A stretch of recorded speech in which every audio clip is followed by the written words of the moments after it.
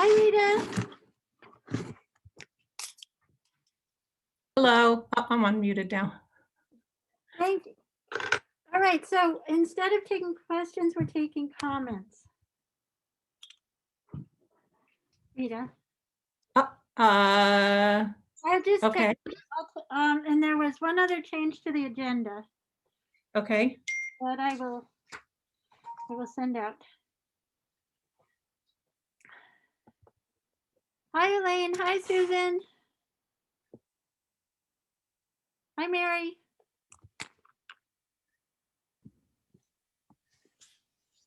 Okay. Hopefully April will be able to get online. I'm online. You're there. I'm here. Okay. Oh, you were in a waiting room. Melissa must have gotten you in. I made it. Excellent.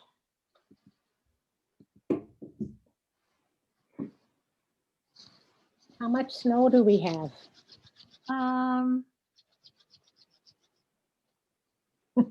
Lot. Good. Save some.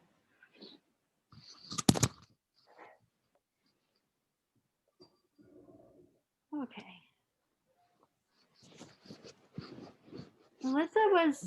The computer was working. She'll be here any moment. It should be on the police page now. Oh, wonderful. It was just the 4 things from 04 and 05 and the 1 thing from 2015. Then there's a folder stuff from the minutes from 2016. Okay.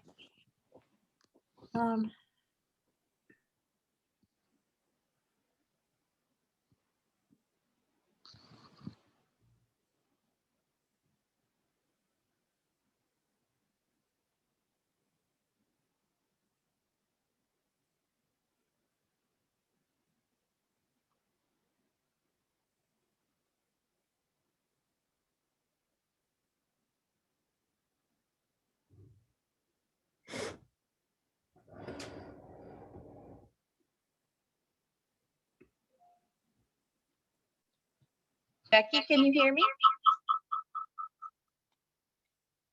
Hang on. Hold on, sorry guys. I gotta find my laptop. Okay.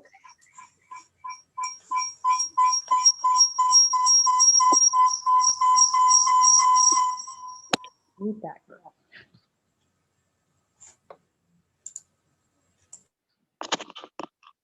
Okay, how does that sound? Terrible. Okay, hold on. You're echoing. Now we can't hear you. Oh, you're at the town hall.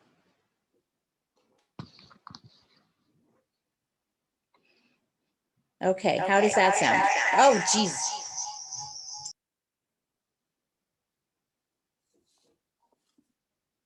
April, you have like the picture perfect setting right there. Okay.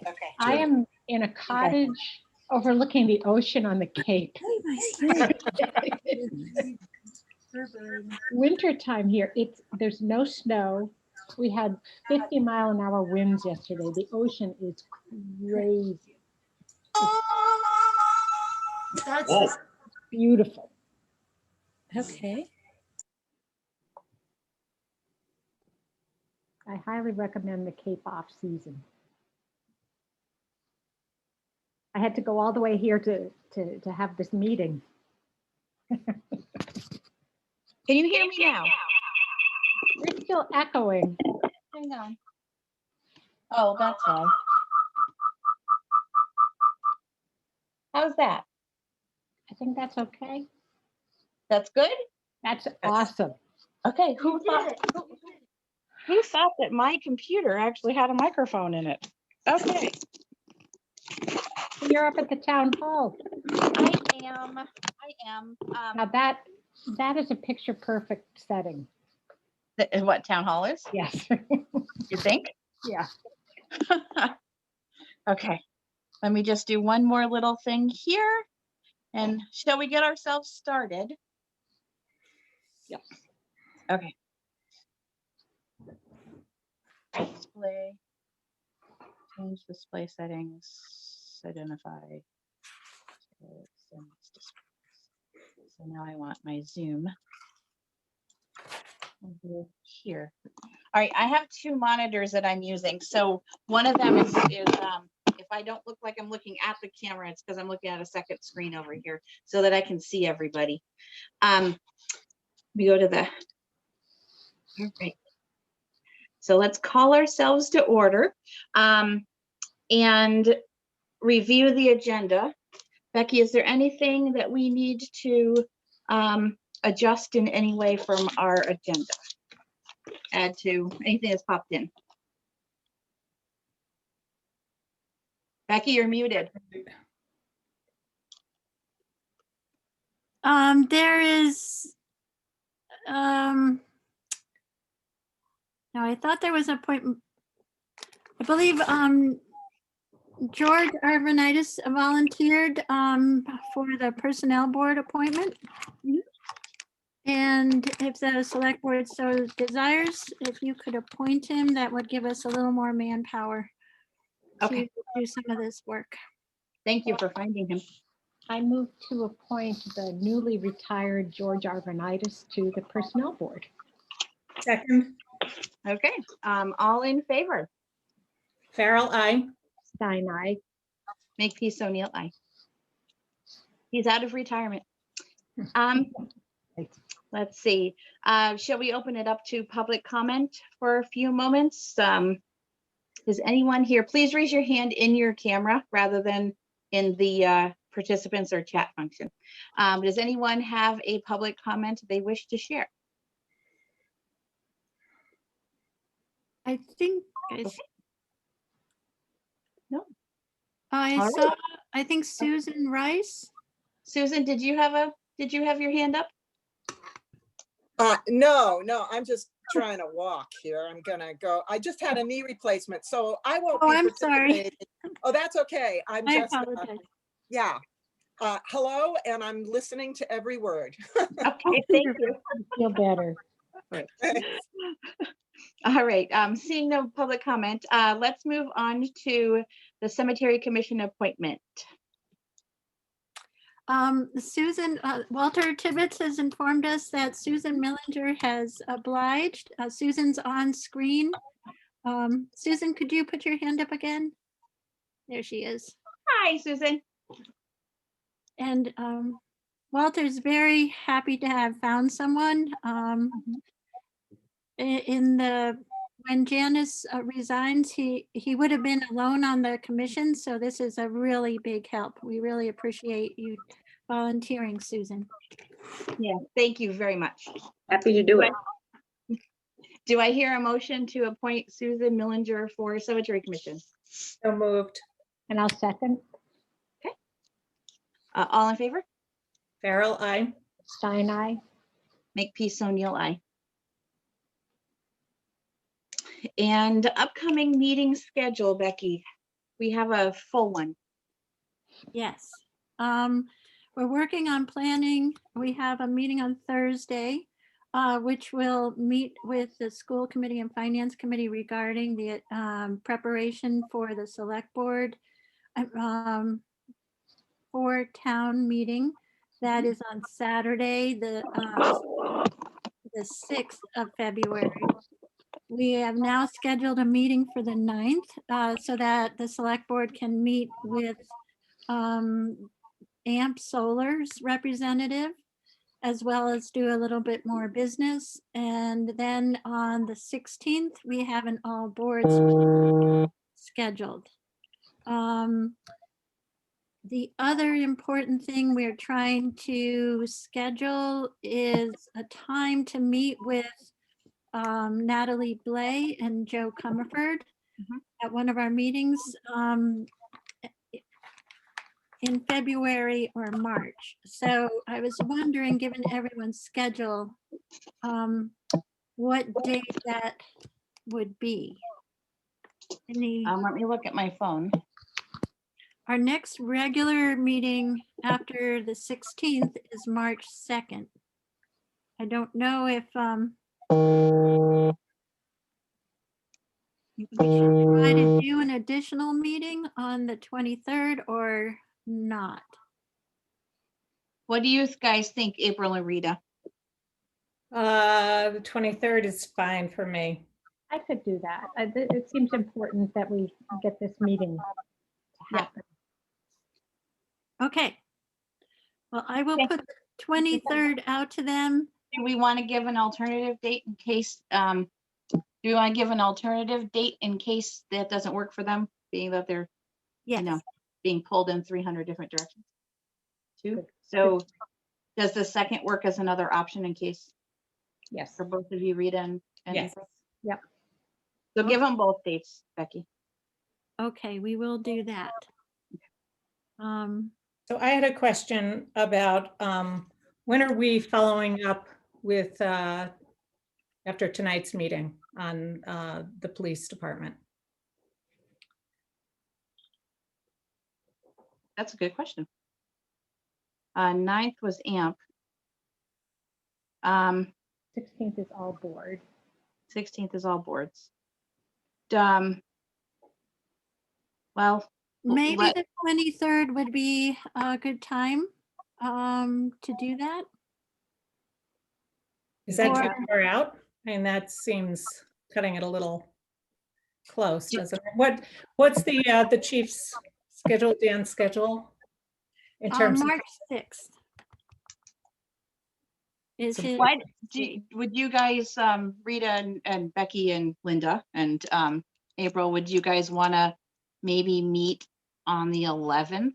Do we have something on the 11th? I don't think we to for that particular discussion, maybe just a short meeting with that one topic.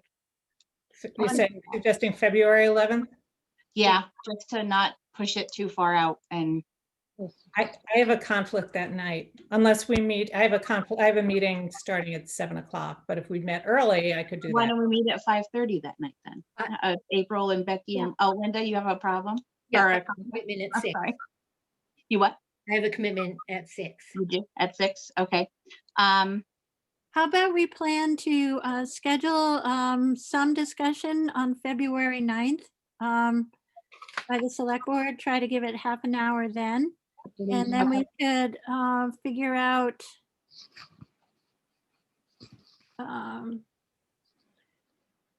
so Linda has a conflict on the 11th. The whole night, Linda? It's the whole night, right? Yeah.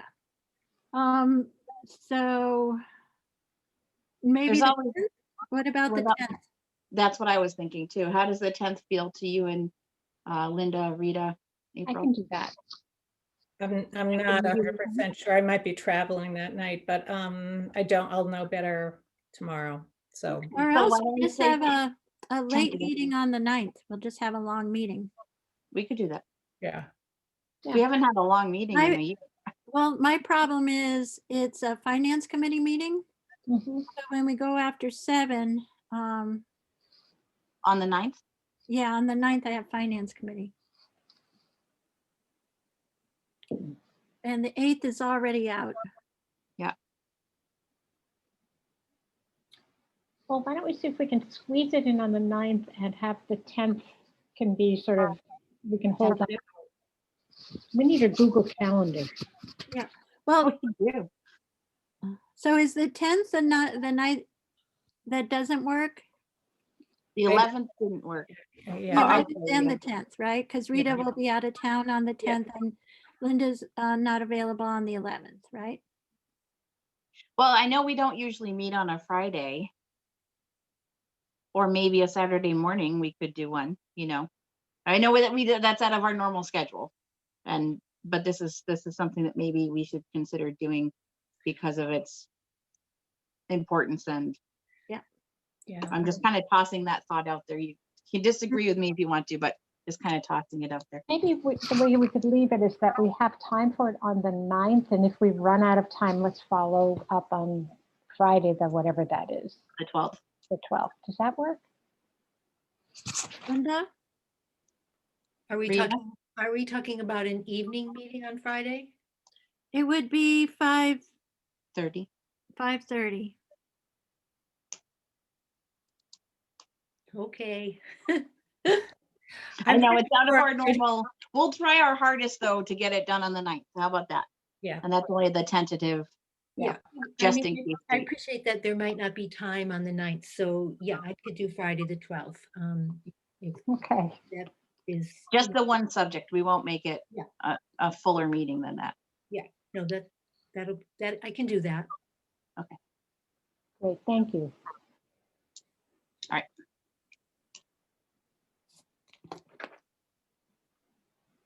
All right.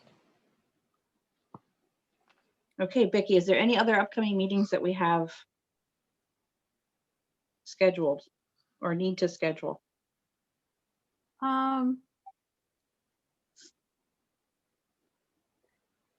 Not that we know at this moment. Okay, good. We've had a busy February.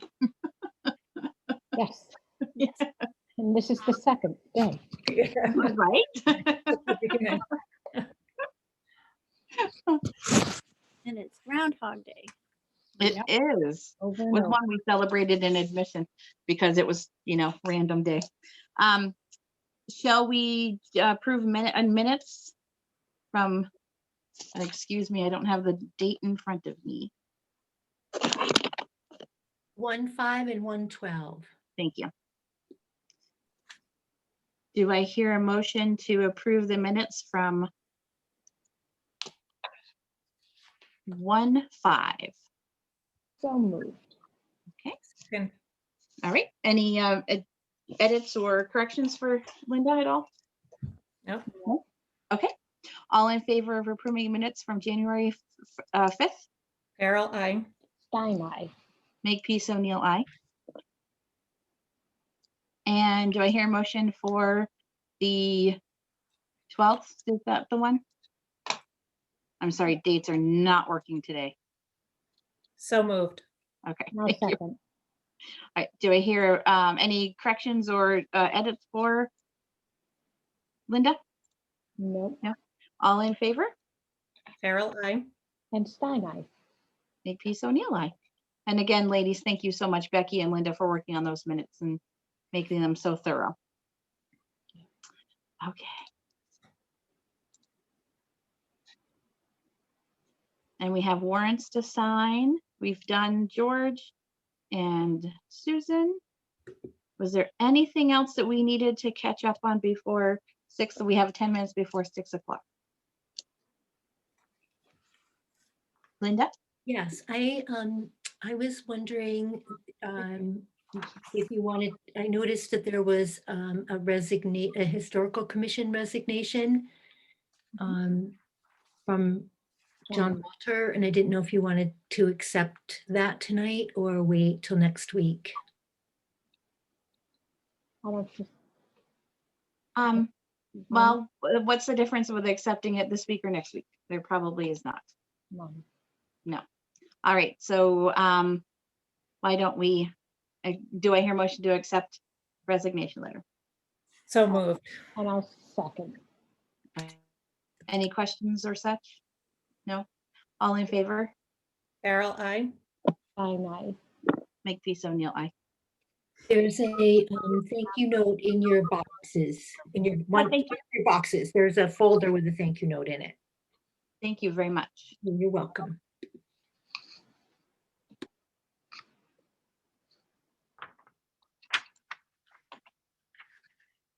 All right. Since we don't want to start our thing early, people were expecting to come at 6. Becky, do you have any administrator updates that that you can share? I sent out a town announce yesterday morning because our town hall phone and internet was down. They quickly brought it back up, but it was a tricky start to the morning. Talking about Groundhog Day, it happened again this morning. And so it took about an hour this morning to get back up after the shoveling got done and we discovered the situation. So I'm following up with them to find out if they, why this is happening repeatedly. And I'm hoping that it doesn't happen tomorrow. It puts all of our departments at a real disadvantage and not, we lose our ability to function, especially, the police department was, I believe, down, and I learned that this happened over the weekend. So I'm just encouraging people to text me or call me, even if it is the weekend, if they discover that this is the situation, so that we can take care of it as soon as possible. And hopefully we find out what's faulty and triggering this problem. But Did they say anything about what it was this last time? they've just said not this time, the first time they said that they rebooted the ONT and everything was fine. But it does make me worried that the ONT is faulty because it happened again.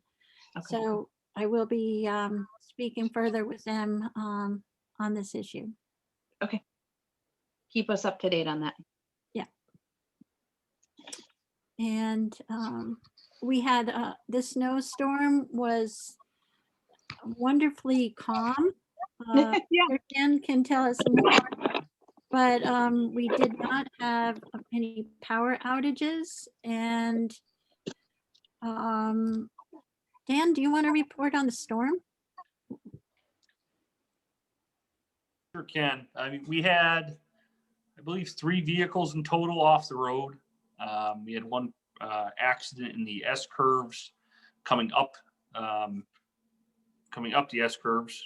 Actually, well, down the S curves. We had 2 accidents actually in the same exact spot. One yesterday at around 2 o'clock, and then one last night around 1 in the morning, I believe.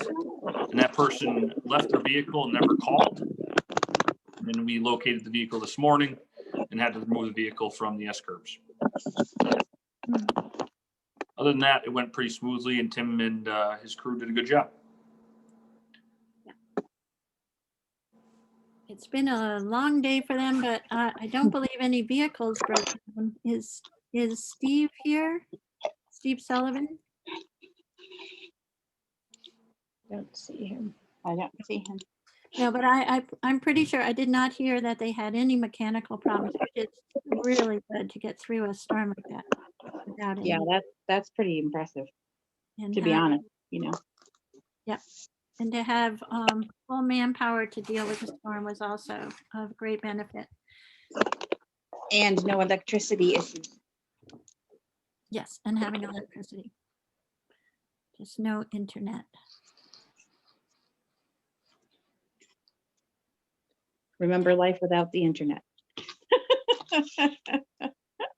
This time last year is when we were, Yeah, it's very much, right? Like, and then we had a pandemic. Who knew? who knew? Exactly.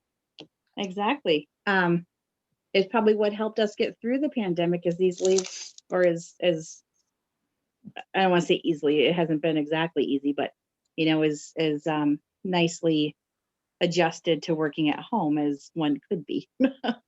So Yep. Big kudos to Shutesbury for shadowing that, huh? And seeing that we needed it right then and there. Yep, that's been great. Has been great. One of the things I've had to do is restart mine occasionally, just to reboot occasionally. It's a good thing to do for the health and wellness of your electronics. Good point. It can't hurt to restart it every now and then. Yeah. Okay, we'll wait a couple more minutes. I see there's other people popping in as well. And I have 2 pages now of people attending. It's great to see everybody. Becky, I just had a question. So the agenda isn't posted for Tuesday. I just was looking at the calendar. Our meeting is not yet up on the calendar. Is that correct? I'm waiting for confirmation from AMP. Okay. And then is there any sort of notice that's going to go out about that meeting. Seems like a lot of people might be interested in attending the meeting. Yep, that can happen. Would you use town announce again, Becky? I'm sorry? Would you use town announce again? Yes. Yeah.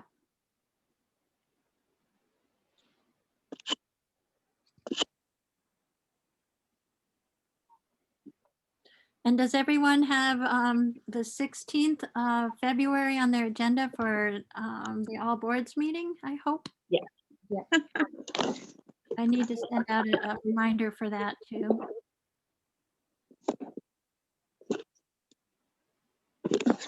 I don't mean to make anyone sick. I'm sorry. Just trying to get this thing under control.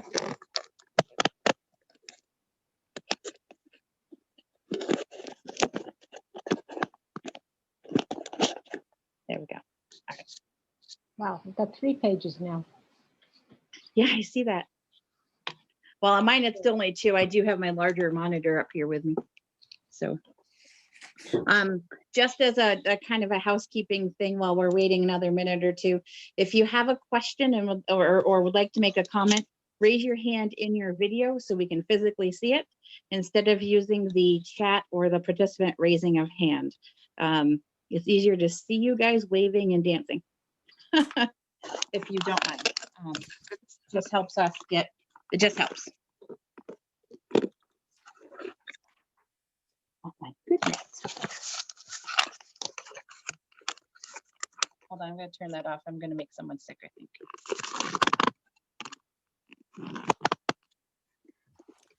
Hey, it looks like we're down to 1 minute. Okay.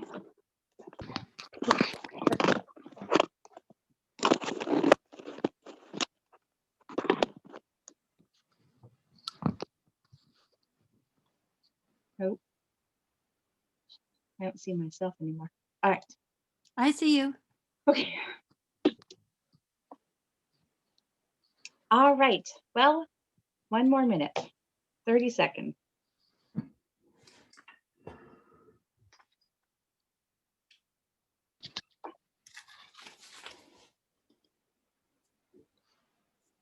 All right. You need a drum roll or something here. Okay. Anybody play music? My husband's not Drummer. here. I got the drummer. Okay, it's officially 6 o'clock, so why don't we get underway?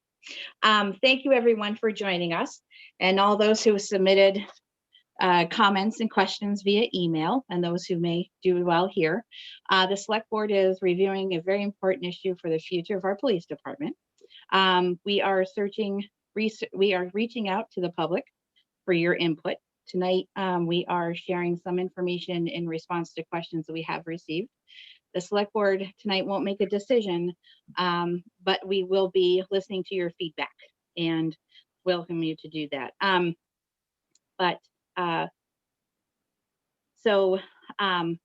We've received some questions and we may not answer everything tonight, but we do have plans for the future and we are working on solutions for those questions. The select board sees 3 potential paths to follow. One is to move ahead with a full-time police chief option. Second one is to move forward with a shared police chief option. And the third is an option to move forward with an interim chief or officer in charge to allow for more exploration of options. So those are kind of the 3 paths that we are thinking about. And to start off, I think, Dan, could you give a slight overview of the current structure of our police department? Where are you? Dan? Okay, can you hear me now? We can hear you now. Okay, And we perfect. can see you. Oh, that's the most important thing.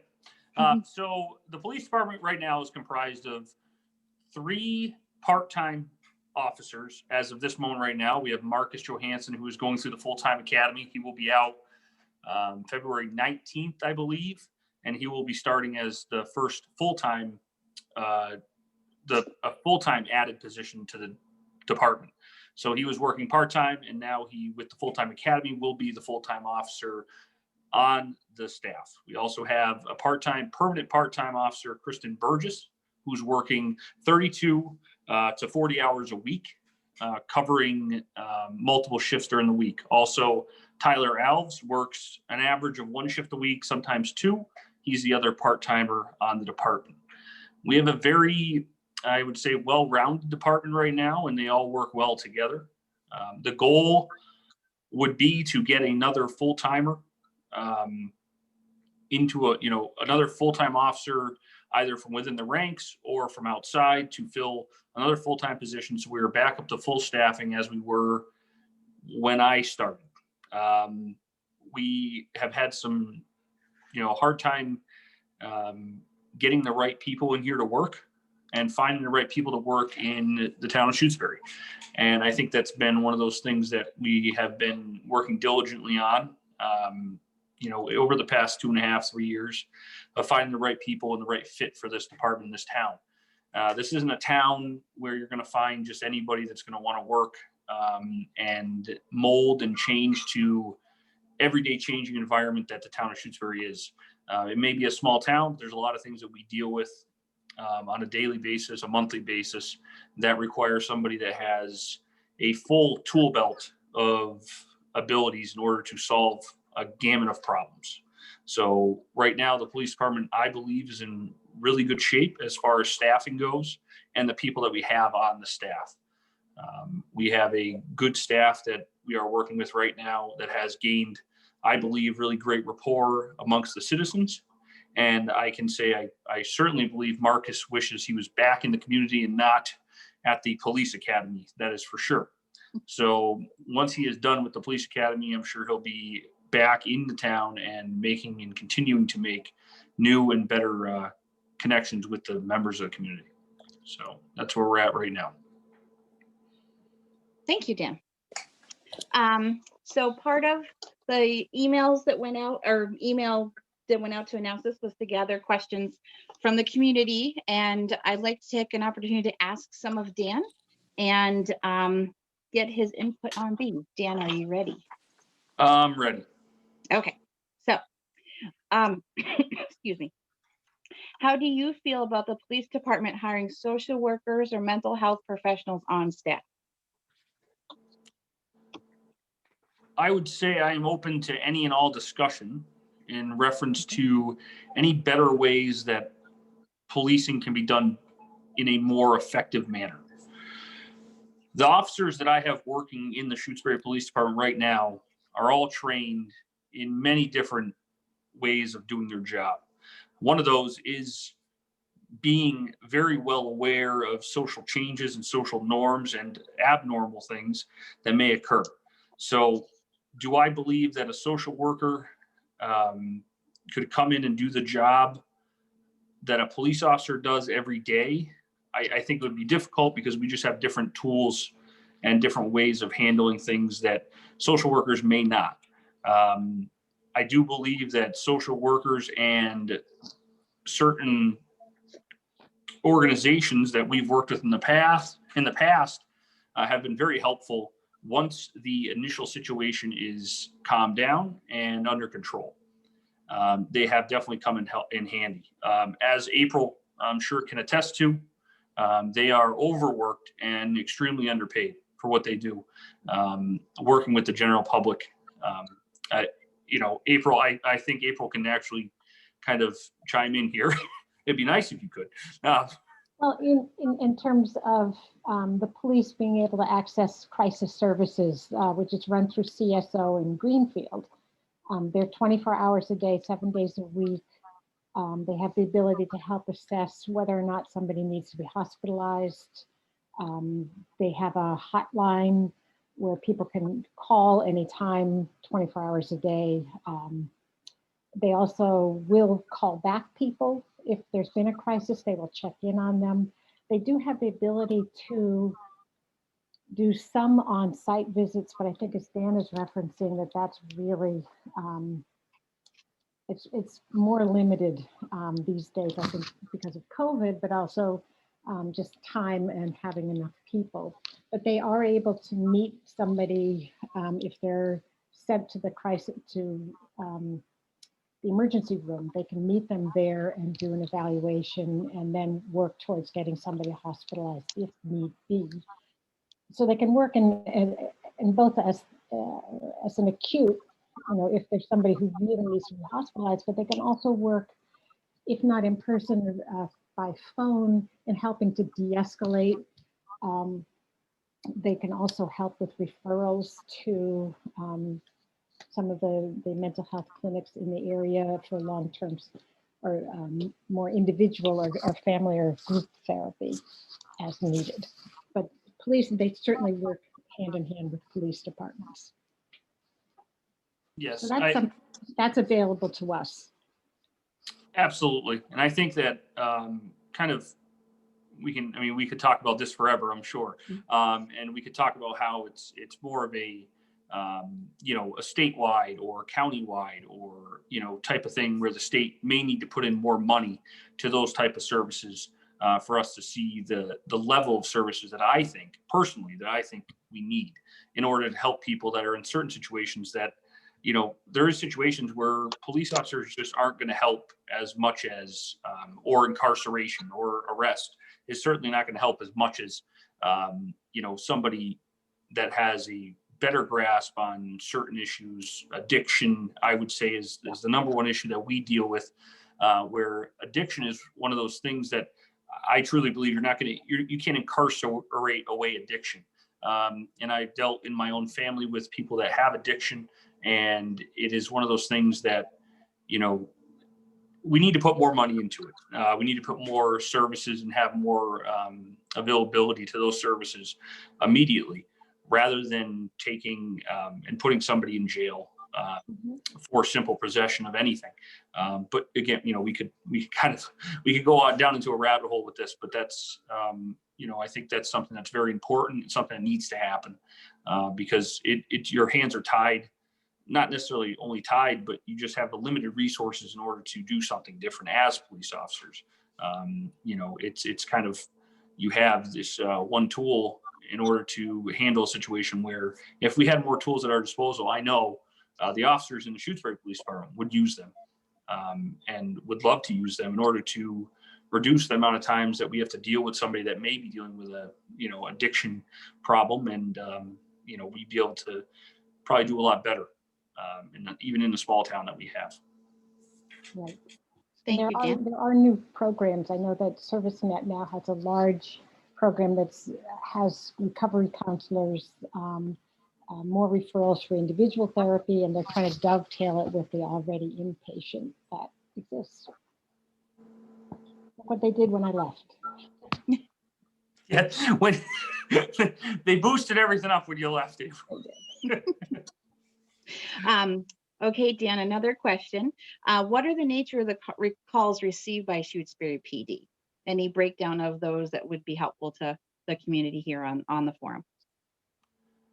So I don't have the exact numbers in front of me. I believe Becky's putting some of those numbers out on the website fairly soon. The officers in the Shutesbury Police Department deal with a gamut of things, from traffic stops to motor vehicle accidents to domestics to unattended deaths. I guess my biggest thing and what I've seen with the officers that I work with in the Shutesbury Police Department is that I believe we have some of the most compassionate people working in law enforcement that I've seen. And I've been in law enforcement now for almost 10 years, actually 10 years last month.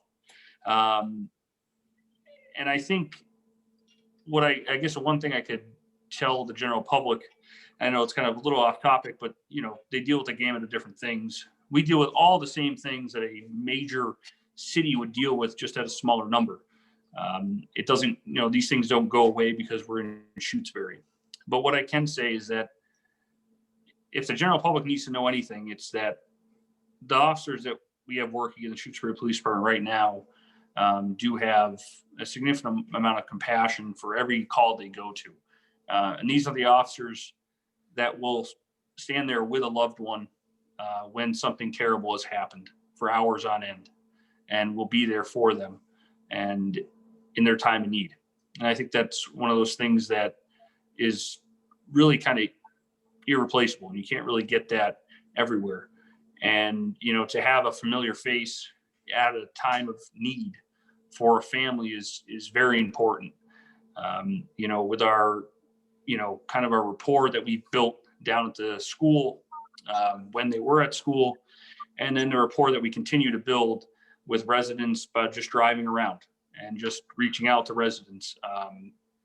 We have been able to really make what I believe is a very big impact on, you know, even one family in Shutesbury, and that means everything to me. So as far as the type of calls we go on, I would say we go on all of them. Domestics, yes. Unattended deaths, yes. Motor vehicle accidents, yes. Families in crisis, barking dogs, you know, children who have run away. And we've dealt with that a couple times this year. It's one of those things that I think the people that we have right now are doing a great job at doing that. So it's very, very good to see. Okay. Melissa, we have a couple of hands up. I don't know if you were planning I on. see that. We were going to first do some questions with the chief and then have public maybe make some comments later. If there, I mean, if there, Becky's got her hand up too. Melissa. Yeah. If there are questions in relation to what I said, I'd love to take them. Okay. Okay. I do see Elaine's hand. I see Becky. Becky, go ahead first, then Elaine. You got to unmute yourself, Becky. Okay, the police department has found a way to publish a version of the logs that could be posted online, which they did for the full year of 2020.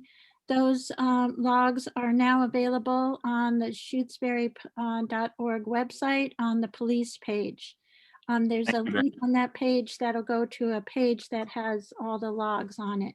And I just wanted to be sure everybody knew that. We have not yet had a chance to tabulate them by the categories that folks have been interested in, but that is coming soon. Thank you, Becky. Elaine, you had a question? That was my question, is whether that was available. So that's what I'm really interested in is I understand that there's lots of different calls that you go on, but just, you know, the proportion of them that are in each of the categories would be very helpful. Thank you, Elaine. And to follow that up, Dan, who maintains the call logs for the police department? Shelburne Control Dispatch maintains the call logs. Thank you. And that one already, did Becky just answer that question? Thank you, Becky. Do you have any, are there any written protocols for officers regarding body cameras and chokeholds, etc.? Yes. What are they? If you can share. So I mean, we have our body camera policy is available to the public. They can ask for a public records request and we can hand those out at any time. Also, our use of force policy is available too. I don't think reading them off verbatim is going to help anything out, but we do have them available if anybody needs them. I can make up 30 copies, and if somebody wants to, I can put them out to the mailbox tomorrow. It's really not a huge deal. As far as the policies themselves, we do have policies regarding all of that. How often do you as a chief review the body camera and use them, provide feedback and training for your officers? So I think the select board and myself, we've discussed this. We did discuss this when we first implemented the body cameras, which was about 2.5 years ago. And we did discuss the exact usage and how I would be using the body cameras. The body cameras are there for the sole purpose of transparency and accountability.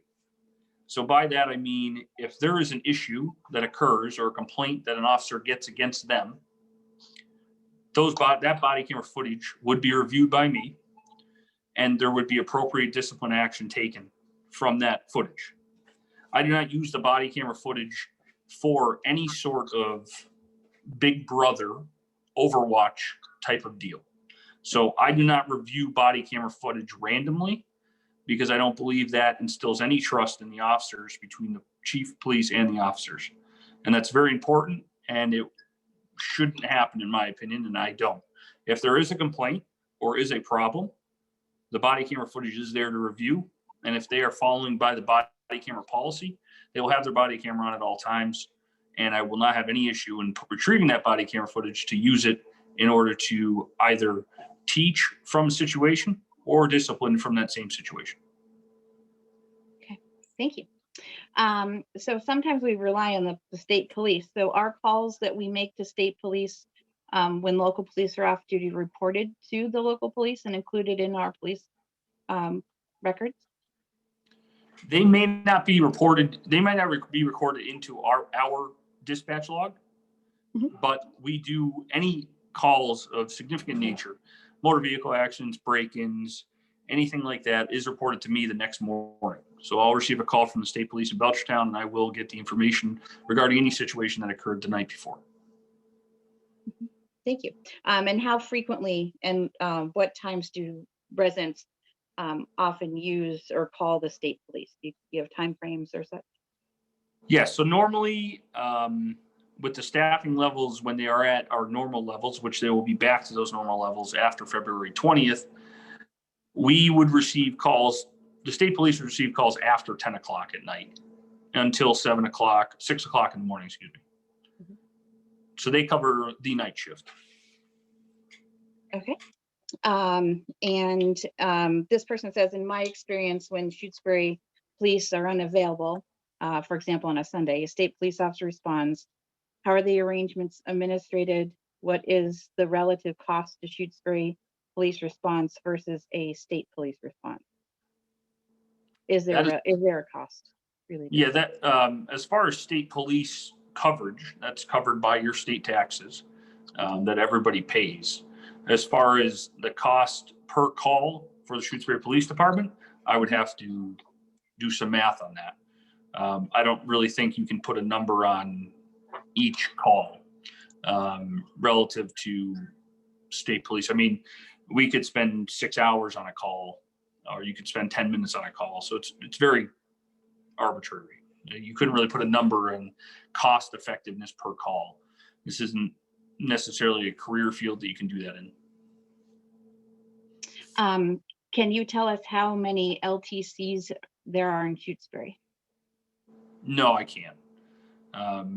The amount of license to carries or FIDs that are administered or given out in the town of Shutesbury is exempt from the public records law and is a privacy issue covered under Mass Chapter 140 and Chapter 137 for LTCs, I believe. So this is something that cannot be divulged to the public. What I can say is that there is members of the town of Shutesbury that hold license to carries in accordance with the law. Okay, thank you, Dan. Do you think we would save money if we relied on state police and by not having, this question is cut off, but I believe that's a police department. So if you didn't have a police department and you only had state police? Relied on state police instead. Yeah, absolutely. You'd save money. There is no doubt in my mind you'd save, I believe this past year, you'd save $215,000.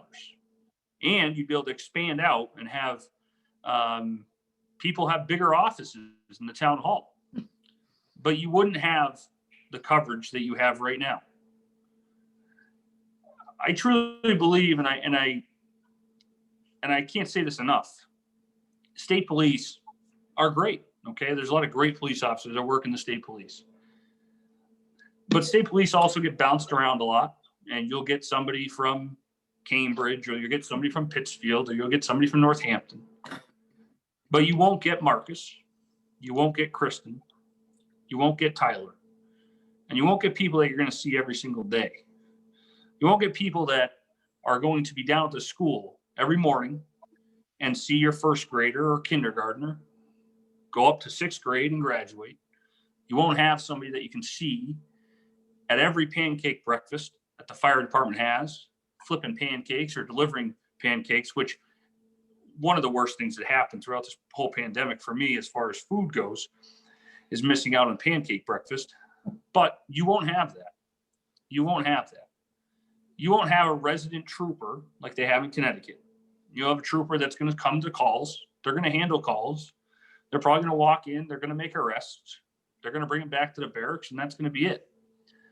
So I think the thought of comparing state police coverage to having 3 or 4 local officers that you can get to know, that aren't afraid to go sit on your porch and talk to you and talk about how your neighbor down the street, his dog's barking all the time, and that officers can go over there and they're going to have the same conversation with them on their porch and talk to them about how, hey, your neighbor's having a problem with this, and using their problem solving skills rather than writing down on a piece of paper how your neighbor now owes $50 to the town of Shutesbury for a barking dog or $50 for a loose dog.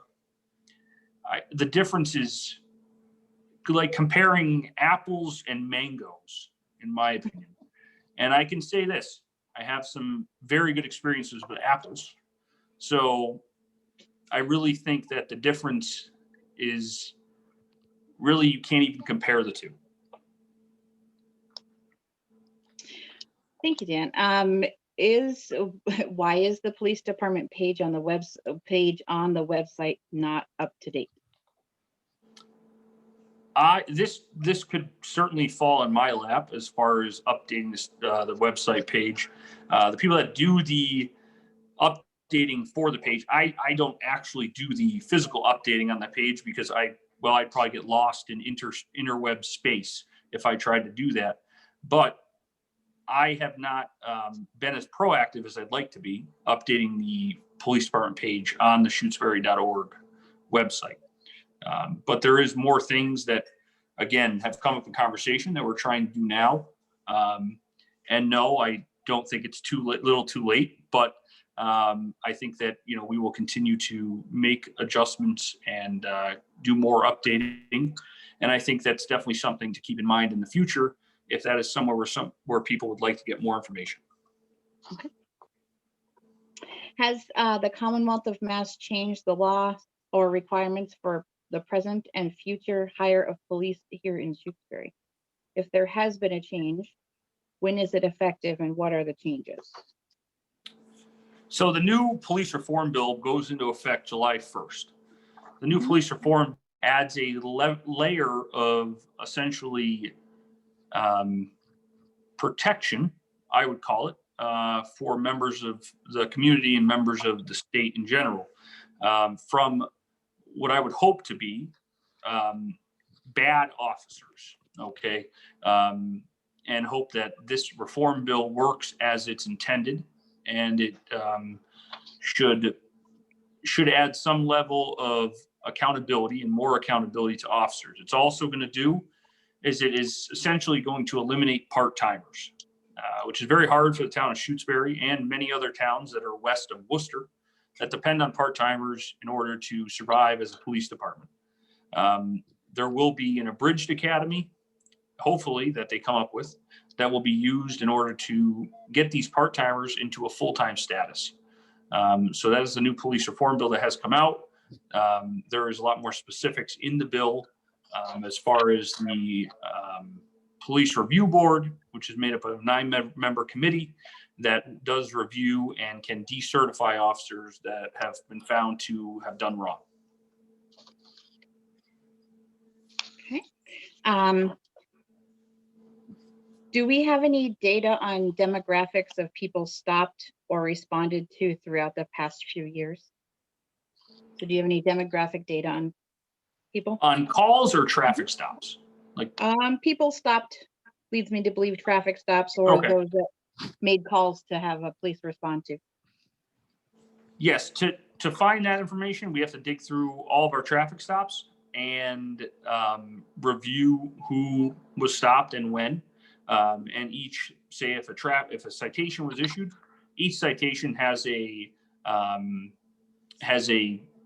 area where you can denote the race of the individual that you stopped and the gender of the individual stopped. So we can find out that information. It just takes a little bit of kind of filing through things and figure out information as far as that goes. Thank you, Jim. Let me see. I think there's just 2 more questions. Our past and present Shutesbury Police Chief has patrol duties, meets regularly with our officers and select board, and bolsters community relations with a regular presence with the school population, town hall, and fire department. How would a shared police chief meet these goals? That's an interesting question for me, but I think that it would be more difficult for a shared chief in order to accomplish a couple of those goals.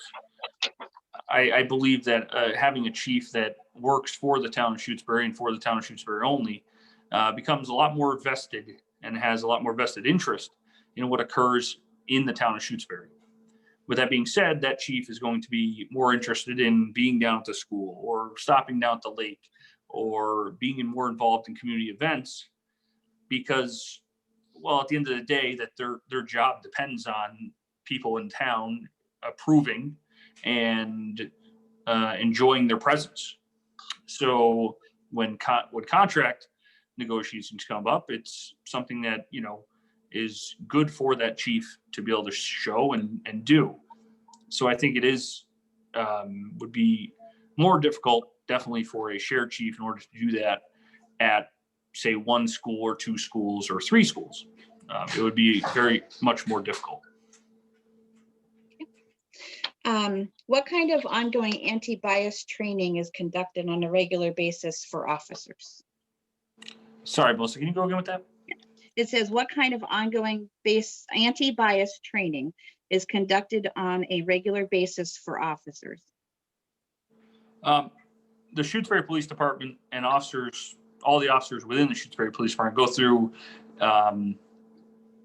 what is, it's not non-bias training, implicit bias training every year. We go through that training every year. And Marcus, if you're still in here, can you tell me if you went through that in the academy already? Yes, sir. So along with our implicit bias training, they also added to our yearly in-service training, which we get, I believe it's 40 hours of every year. They actually added another class kind of to go along those same lines. It's called a fair and impartial policing class as well. So now officers every year are going to have 2 different courses that kind of follow those guidelines. Thank you, Marcus.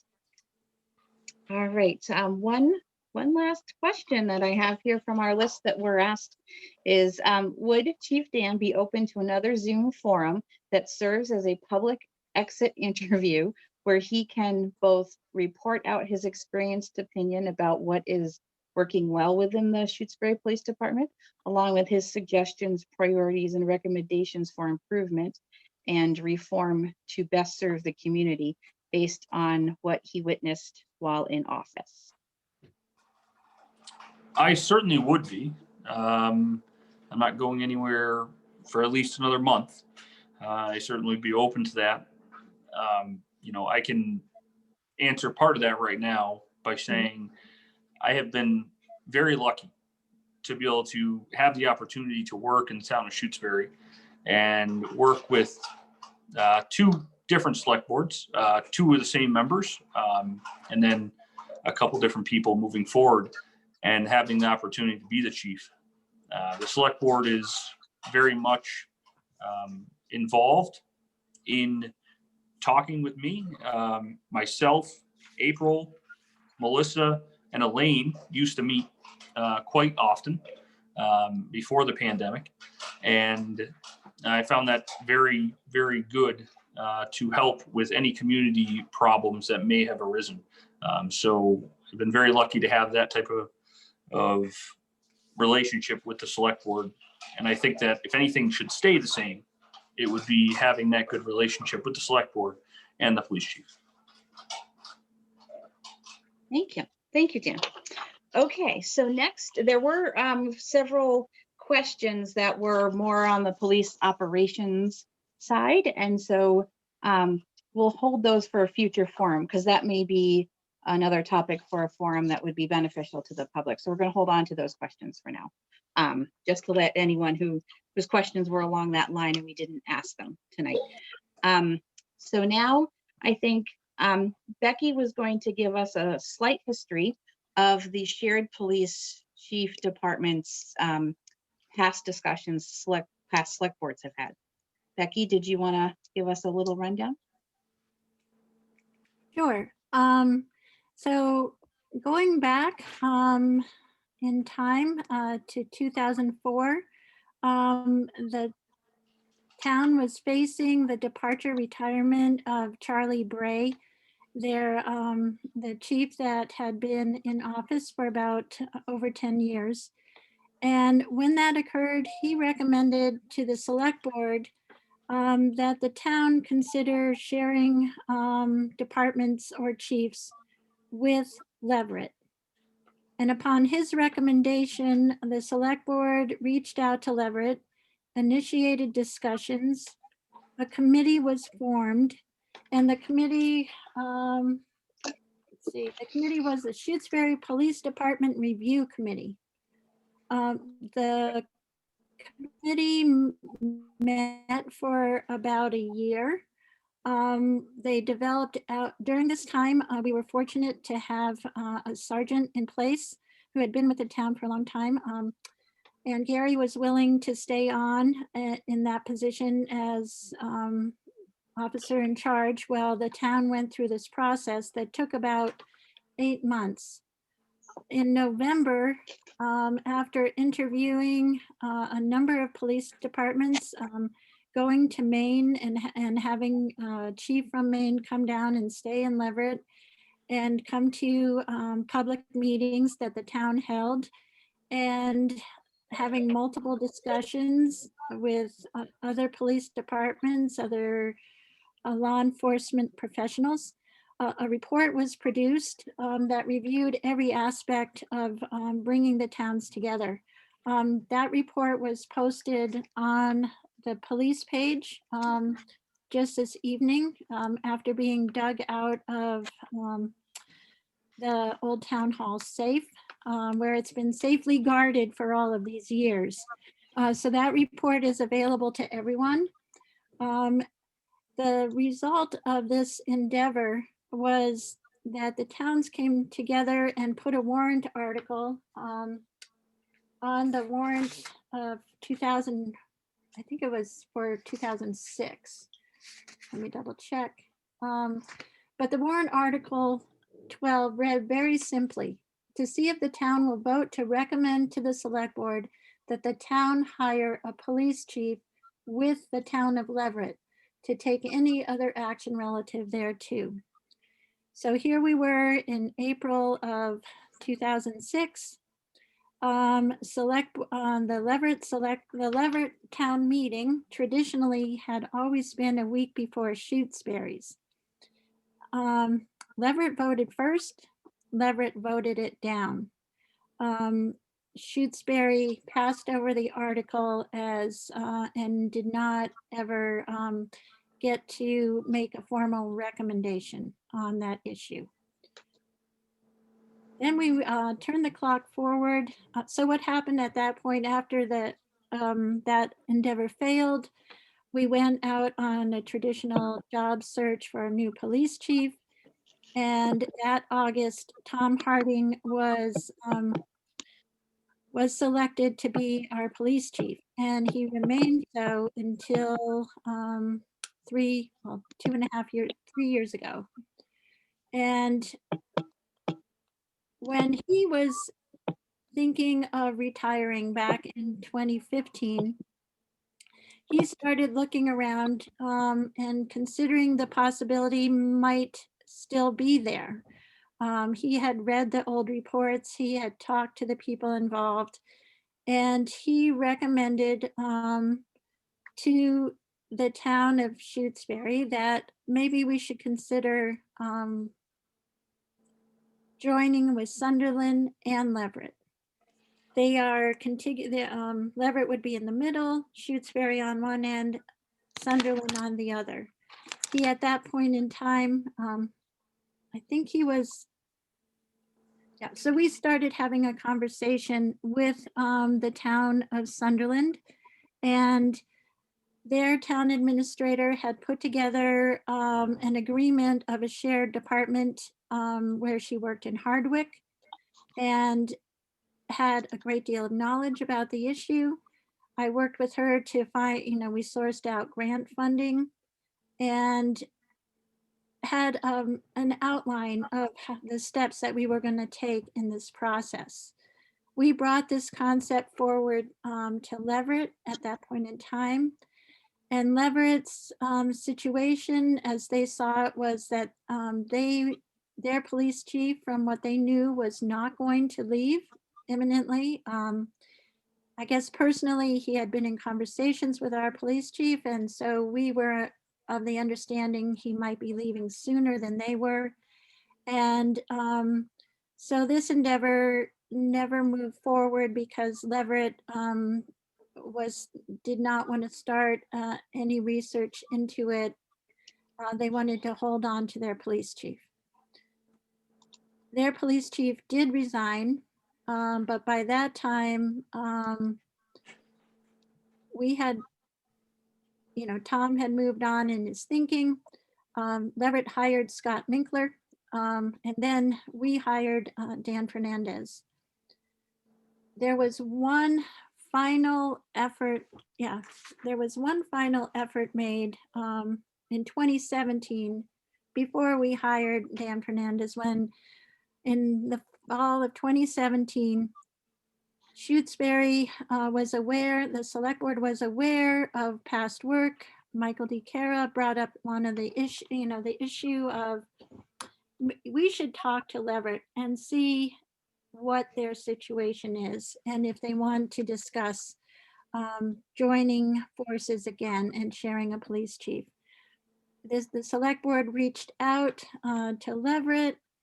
Leverett in turn agreed to meet with the select board. We met in Leverett at their select board meeting and our select joint meeting and had a full discussion. The minutes to those meetings are on the website for anyone to explore. In the end, people were talking, it's all in the numbers, and the discussion about money and identifying things started, but there was clearly not a great rapport between the two select boards at that point, and the discussions fizzled out in a few months and were not pursued. And in the end, we went through our own job search. And so I just want to highlight the issues with sharing a chief as I see them. Timing is essential. Mass general law does not allow you to remove a standing chief without a minimum of a 1-year notice. So when both towns have a chief, discussions are not viable unless you're planning at least a year ahead and that one may be departing. Geography is a big issue that comes into play. And finally, philosophy of your police departments has a lot to do with how your community is going to respond to sharing a chief. So a lot will matter about how they feel about the leadership or the chief in another community. I just wanted to share those thoughts. I want to also tell you what I have learned about the Wendell Leverett relationship at this point. It appears to be something that is still evolving. Leverett described the situation as, I spoke with Margie McGinnis in Leverett, and she described their reaching out to New Salem and Leverett, reaching out to Wendell as being concerned about a neighbor who was going to who was losing their police department, and they felt that they needed to help their neighbor. Shutesbury had learned through Dan about a year and a half ago or 2 years ago that Leverett, New Salem, and Wendell were looking at sharing a chief. We learned about it after things had been developed. They had reached out for grant funding and set up a study of how they could do that. We were not asked to participate in that.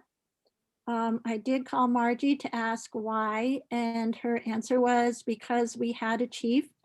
They did not feel that we would be interested given the constraints of having 2 standing chiefs when you have the shared discussions. So at this point, Wendell department does not exist any longer.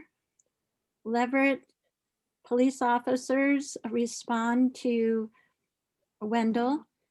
They no longer have a chief, and the Scott Minkler, the chief in Leverett, handles and makes all the policing decisions for Leverett at this point in time. So I hope that helps give an overview of how it's working, and if Dan wants to fill in for things he knows more clearly than I do, I'd appreciate it. And then we'll take your questions. Yeah, so I think, am I off mute? I think Becky kind of covered a fair bit of what's going on and how that is, kind of ending up with the shared chief situation with Wendell. I think I have to kind of harp on the philosophy end of things and how a policing philosophy is extremely important. And I think that needs to be taken into consideration. And when you can thoroughly vet a applicant for a job, you're able to really figure out if that person is going to have the same philosophy as you, as the members of the community, and as the townspeople, to be something that the town's really going to work with and grow with. And I just think that's really important to recognize and understand moving forward, because it is very important to have somebody with a philosophy that meshes well with the community. Michael? I was just going to add a couple of things, Becky, that I think we learned last time around. The other dynamic, which makes the shared police complicated, I think actually shared is a misnomer, because one of the conversations we had with Leverett was, whose employee is that person? That you don't really have 2 half employees. You have one employee of the town, and then the other town pays the costs. So there's a personnel policy and there's accountability in terms of figuring that out. And that's challenging. And it sounds like, in the Wendell situation, it's really a Leverett employee who's providing policing services to another town. And so just sort of figuring out what that next level of dynamic is really important. I think to Dan's point, philosophy matters. So, if it's not your employee, you don't have much leverage in terms of philosophy or actions and accountability. And that level of relationship is really important to understand. Right. I also think jumping off of Michael's comment there. For instance, Marcus is a prime example of what we're dealing with. The town just put a significant investment into Marcus going to the full-time academy and hoping to finish the full-time academy and come work for the town of Shutesbury in a full-time capacity. With that being said, if you go to this shared police services, which is exactly what it would be, Michael, and I think you're right with saying that, they don't have to hire Marcus. They don't have to hire Marcus, and they don't have to keep him. And I think that the town of Shutesbury put a very large investment into Marcus because he is Marcus. not just because he's this other person or just somebody to hire. So I think they put a big investment into that, and I would hate for the town of Shutesbury to lose that asset if, for whatever reason, they didn't want to hire him. Melissa, I'm just going to jump in because I did ask a couple follow-up questions to Marty McGinnis about Leverett. And so I did pose to her that, you know, the situation and we agree, the situation, if Shutesbury was to start discussions with Leverett, is different than Wendell. Wendell had, you know, they still had 2 officers when the transition happened. Both officers were offered a position, I guess, or at least one of them was, with the Leverett Police Department. In the end, both declined. That potentially could be how it worked, or Shutesbury and Leverett could go back to the day, you know, back to the 2004 and really look at shared management of the police departments. But in the end, it's only one chief. If you only have one chief, he is a strong chief in Leverett, just as in Shutesbury, and he would be in charge of hiring and firing. But he would also fall under, you know, unless we create another agreement like we attempted to do back in 2004, where there would be a committee that shared management of the police chief. If we didn't do that, the police chief would be under the direction and policy of Leverett only. I know Wendell is evolving, and the next piece they're going to work on is developing an oversight committee for the police department, and that oversight committee will include members of Wendell. So that's the model that Leverett and Wendell currently have. So we would have the complication of potentially having to change the model and figure out how a new model than what they currently have would work. So it would take a great deal of research, but a lot of these things and types of agreements we have looked at before, and those are also on the website for people to look at. Thank you. Thank you, Becky. All right. So moving on to kind of the next section, we do have some questions that were posed that the select board and town administrator would be the better ones to answer. So I'm going to ask these questions, and Rita, April, Becky, and I will answer them. I'll go in order unless it makes sense to jump out of order. So we understand that a search committee is being formed for a new chief. How can interested community members be considered?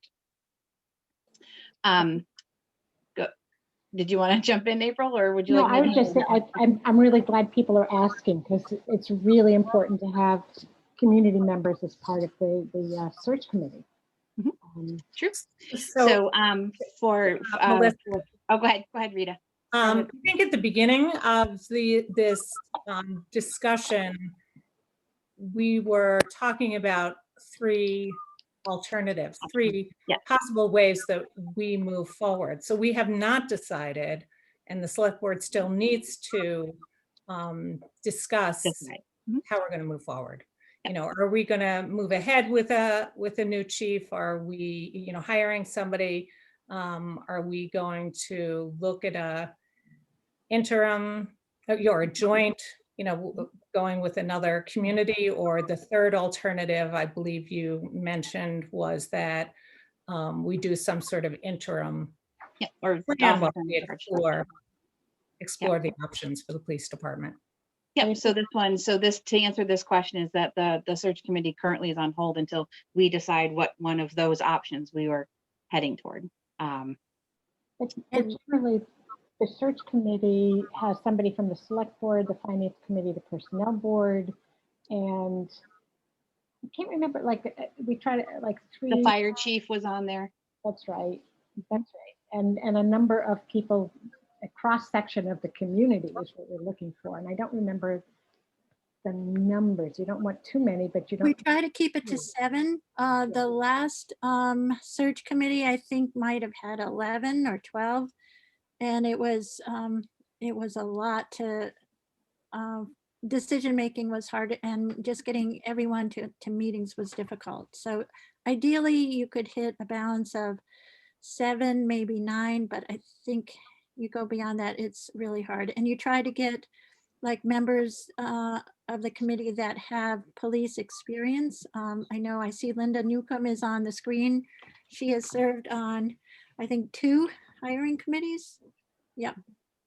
And served us well by giving us good guidance. And so it's a mixture of people, but the core group is always personnel, finance, and select board, representatives from each of those, and then building out into the community and the professional background expertise to help in areas such as policing or fire or highway or administration. But I also want to just emphasize what Rita's saying is that we have not got, this is not happening tomorrow. That this is one of the things that we're considering. Right. Thank you. And I want to say that when I met with the personnel board, I asked for a volunteer for this committee because at that point in time, a few weeks ago, we hadn't discussed alternatives. And so I was assuming a traditional model, and I was assuming we had to move quickly given Dan's last day being March 6th. So when a committee meets once a month, I didn't want to let that month go by. So that initiated the awareness that the committee was starting, but the select board went a different direction, so it's on hold. Another question is, would the select board be open to having an appointed committee of appropriately experienced and trained local residents who could review police logs and act as a liaison between police and residents, confidentially handle grievances if necessary, and in cooperation with the police chief, help publicize and shape the role of the police department in relation to our community? This is not something that the 3 of us have talked about at all. No, but the one thing that did come to mind, and Becky and I chatted about this a little bit, was that the select board is an elected body that does this function. Right. In a lot of ways, and also town residents, we're all local residents too. So there's already kind of that set already in motion anyway. I don't think so. Yeah. Those have been my thoughts. I don't know if Rita has any other, if there's something you wanted to add to this. Yeah, go ahead, Rita. It sounds cumbersome. It sounds cumbersome to me. Yeah, that's a lot to process, and I need to think about it and do my own research. My kind of immediate reaction is we're a really small town, and there's not a lot of anonymity when you have a group of people from a small town reviewing police calls and that sort of thing. So that's just a real quick reaction, but I'd like to give it some more thought. Okay.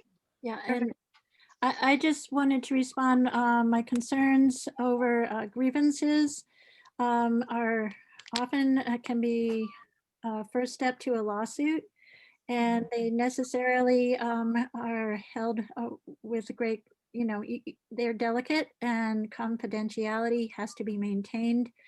Open meeting law, which would be required of any committee, would be in direct conflict with that.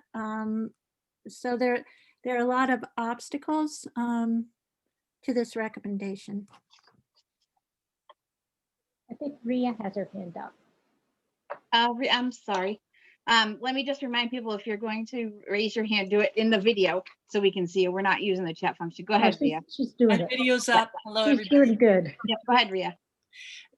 Maybe another way to look at this is like a community policing group which there's a lot of different models for that. I know I've been on a community policing group in the course of my life. And in that way, they are acting as a liaison. I think Dan really wanted to have that. It's a way to kind of reach out to the community and do that work on both levels. So finding the correct title for the group is one thing, but it's really all about community policing, where you could do that type of assistance both ways. So that might be something for the select board to consider in that respect. Right. Could I answer to that a little bit? Go ahead. Yep. Yeah, Rhea, I think I understand where you're coming from. I think having a group of, or a few different people in different areas of town, the lake, the West Pelham area, the Pelham Hill area, something like that, having people contact people and people to talk to in regards to any ongoings in that area of town is something we've talked about. It's also something we talked about in the emergency management team, actually, that end of things as well, in events where maybe having a contact person in a larger area is going to be very important to kind of streamline information. I think it is something that could definitely help with that. I have to agree with Becky that, certain things where privacy is paramount is tough, and they are tough to keep kind of quiet in a small town. There's no doubt about that. I've had conversations with the select board. This is probably a year and a half ago, if I'm not mistaken. Melissa and April, you can kind of tell me if I'm wrong, about a privacy issue that occurred in town hall with a very sensitive subject. And, we've talked about that. So there is always issues with privacy, especially in a smaller town where everybody is friendly with everybody. And sometimes that might not be the easiest thing for certain people to deal with at the time. But I do agree with you, Rhea, that there could be a place for certainly, a small group, whether it be 5 or 6 or 7 people, that a police chief could certainly meet with on a monthly basis or whatever time period, and kind of talk about any, situations they've learned about, or things that, may be better to come from, that group rather than 100 different people. Oh, okay, this is what kind of this, what's going on. I think that's not a bad idea. And just to be clear, that issue a year and a half ago had to do not with the people in the town hall, but privacy in the town hall. Yes, no, I was just talking about the privacy issue in general. And having that issue just even within the the confines of where I operate normally. So we wouldn't want to kind of spread that out, any further. But we did find a solution to that immediate problem. I think Linda helped out on that big time, and so did Becky. So. Thank you. What are the pros and cons of contracting policing needs with Leverett or New Salem, such as Wendell has done with Leverett? And who conducted the research into the pros and cons of contracting out policing needs? I do know from the last one that there wasn't there's no report available from other police departments in these ways. So the research is difficult to look for pros and cons in any report or research information. Go ahead, Becky. I did ask Margie if there was any kind of report that Shutesbury could look at that documented the relationship between Wendell and New Salem, because I knew they had done some studies, but she told me there was not a report available. They are in committee working on, they're working on an agreement. They have an agreement, but they're working on an update of that agreement. So we don't have any documents about the pros and cons. I see Mike's hand up. Before you go to the Mike, before we call on you, Becky, would the mutual aid information on calls in each other's towns, would that lead to any information that might be useful in this case? You mean in analyzing pros and cons? Yeah, analyzing, with the mutual aid assistance for the towns to other towns. That's just kind of an thought that just happened as I was reading the question. That's Okay, all. And it may not be, and the answer may be no, but. it was just and a thought. Dan would be better suited to know what kind of records we have about our mutual aid. I believe it's all in the logs. It is. It is. So we Yeah, have. normally it's in the logs if you go to a mutual aid call, but it's difficult to locate that a lot of times. So if we went to Leverett or Leverett came here to help us out, not every time will it be listed as a mutual aid call. It could be listed as simply the call that we're on could include an officer from Leverett, or a call that Leverett's on could include an officer from Shutesbury. So it's one of those things where you really have to kind of break down calls and see where every officer was at the time. Okay. So just because there isn't a call that says mutual aid, you could have an officer from Shutesbury that went to Leverett and assisted with an accident or assisted with anything. So, Kristen, the report that you helped Dan put together, I don't think it says mutual aid on it, right? That's what you were saying, Dan? yes, I don't think it might not. I Kristen? don't believe that it does. That specific report that we generated is specific to the nature of the call more than what happened on the call. So in other words, it wouldn't have that it was mutual aid. It would just be what we as officers responded to. Does that help? Yes. Yeah. So if we wanted to sort out mutual aid calls, it would take some doing, it sounds like. Yes, ma'am. Okay.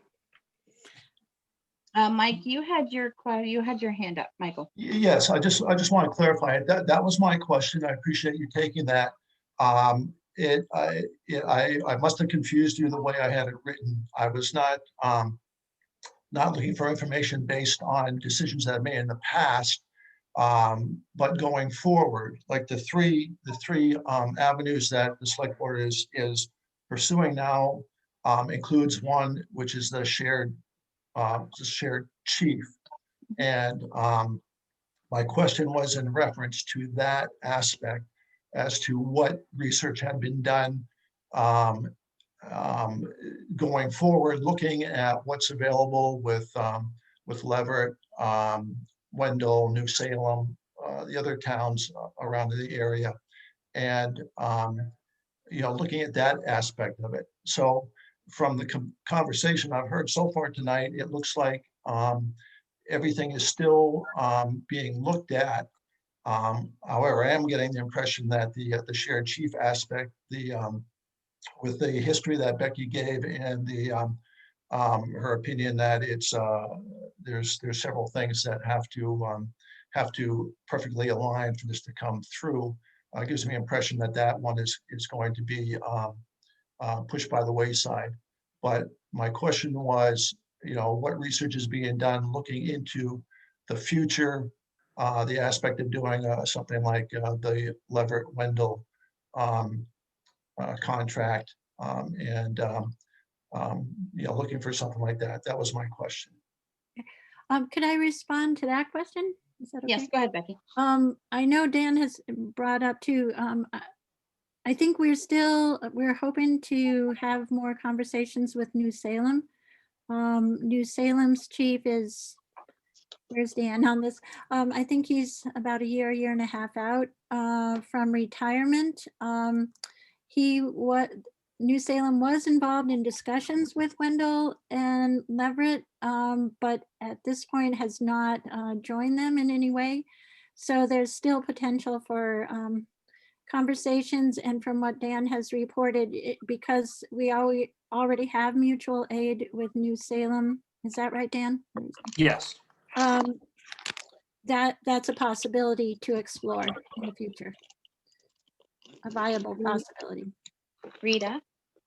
I just add that it's not a foregone conclusion that we're not gonna, I see the select board's responsibility as doing some research and taking the time that we need in order to look at the alternatives, that that it's not a foregone conclusion, that we wouldn't do a contract with another town or do a regional, but that's sort of my position.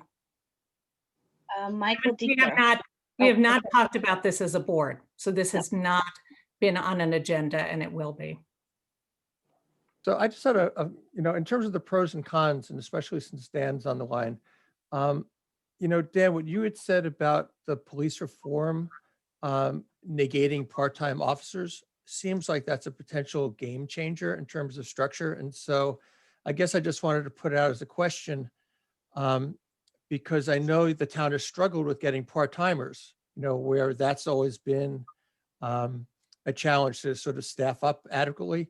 And if we only have the option of full-timers, it seems like not only are we looking at sort of the top of this police department structure, but also how to staff the officer component, and that might inform the decision. Because if we're stuck, only getting full-time people, but we can't find full-time people, we'll have gaps, therefore, that it seems like there's a pro and con in terms of how we construct this that might actually be based on officer availability as well as chief availability.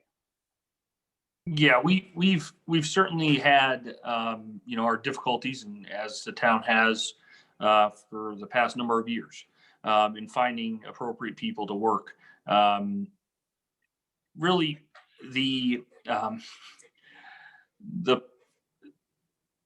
from Worcester East, nobody talks about part-timers because part-timers don't exist. And that's just a fact. At the Franklin County Chiefs meetings, we've had discussions about this and how the Western Mass area is just being left out to dry here. There's departments that depend on part-time police officers to patrol their streets, to respond to calls, to make all the decisions of a full-time officer at a part-time pay and at part-time hours. But this is part of the post system, which is the police officer standardized training, I believe is the acronym. So to make a standard, they don't want part-timers because you have to have a standard and you have to have a full-timer or that's it. So it really does put a lot of towns, Leverett included, Wendell included, New Salem included, Sunderland included, Deerfield included. I mean, bigger towns as well that depend on part-timers to augment their staffing. And we just won't have that ability to do that. Now, how long they allow part-timers to work without kind of like a grace period, how long that period is, hasn't really been discussed yet. I've heard 3 years for a part-timer, in order for a part-timer to get to that full-time status. I've heard 3 years, but that could change. So that's just, it's tough to find the right people. That's certainly true. Yeah, I guess what I was thinking about, like we could be thinking about shared officers as well as shared chief. Like there's a whole nother level of sharing if we needed to meet that. Right, and again, I guess one of my concerns, and to be honest, I don't really have a dog in the fight, for lack of a better term, but because I live in Wilbraham, I have a full-time chief and I have a police department. But what I can say is this: the town of Shutesbury doesn't hire the shared chief that they get. Is this something that we could bring up with our state reps or state ledger, when we meet with them? Because this seems like I don't want to get off topic too far, but it just seems like it's west of Worcester is not being Worcester is not being seen in this, and I'm not sure. Yeah, in April, this is something that we've discussed at the Chiefs meetings, because I mean, we're talking about chiefs from North Adams and areas like that, and all of Franklin County, Ashfield. I mean, just departments that are dependent on these part-timers, and you're talking about an increase in budget across the board for everybody, no matter how you were to do it. You know, you could share a chief, but you're still going to increase your budget, you know, because of this new, you know, police reform bill. But it's something that just, it didn't really make it through, and they're still not sure in how they're going to make these part-timers get to the full-time status or be able to grandfather. I don't even think there has been any discussion about grandfathering people, because you have to get to this post standard. And it's definitely frustrating because, you know, I mean, I know plenty of part-time officers that have all of the skills and know-how as a full-timer, and we're lucky to have one of them, actually two of them, working for us right now. So, you know, it's tough to see that happen. Dan, I just want to be clear that people are aware. There's two types of training. There's a full-time academy and the part-time academy, correct? Yes. And so when we talk about the requirement that all the police officers have full-time training, does that also mean that they can only work full-time?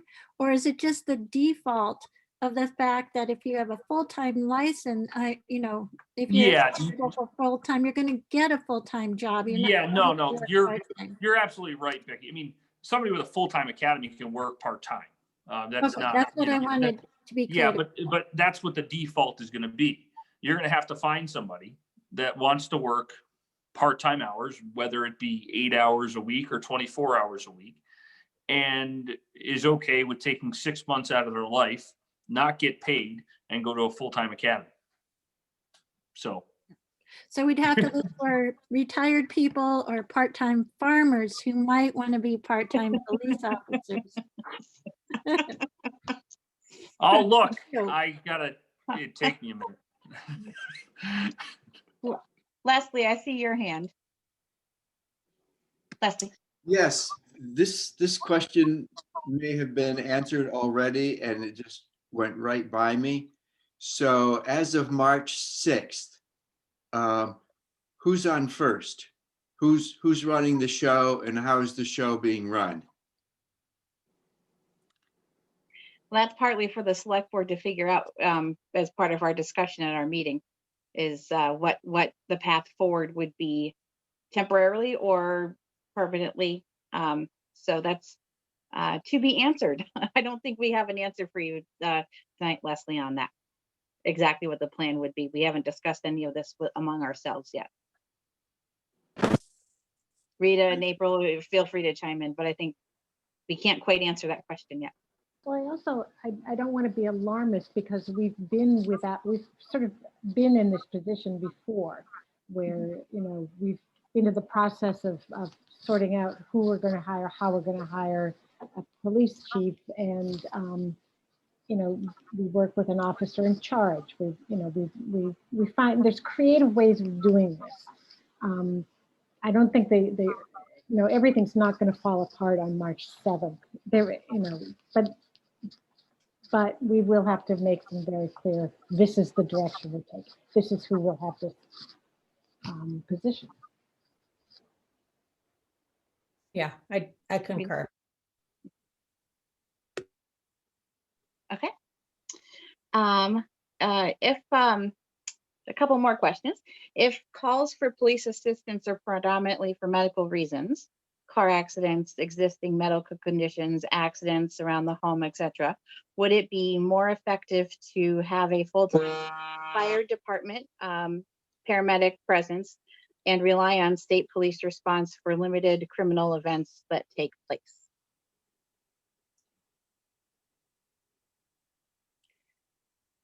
Is that a question for me? I think you did. I have a slight thought. I have a slight thought on that. But well, let me give you my slight thought, and then Rita, April, Dan, Becky. My thought is that having a police officer, police department in town, they can arrive quicker and are trained first responders and can relay information to fire department if needed for equipment and such. That's just was my thought when I heard that question. But I'm willing to, you know, feel free, Rita, April, Becky, Dan, pop in if you would like to. You know, I think one of the things that we need to do is really to look at what the police logs show us. And it's really not only the last year, but, you know, maybe going back 2 or 3 years to understand the nature of the calls and Shutesbury before we make any decision about a restructure of the police department or fire department. So I don't think we have a really good, at least I don't, and have a really good handle on the nature of the calls and whether or not there'd be enough to justify having a paramedic, for example, a full-time paramedic. Yes, we do also have mutual aid with the town of Amherst. You know, and we do have EMTs available in town. We do. And I guess if I could jump in, I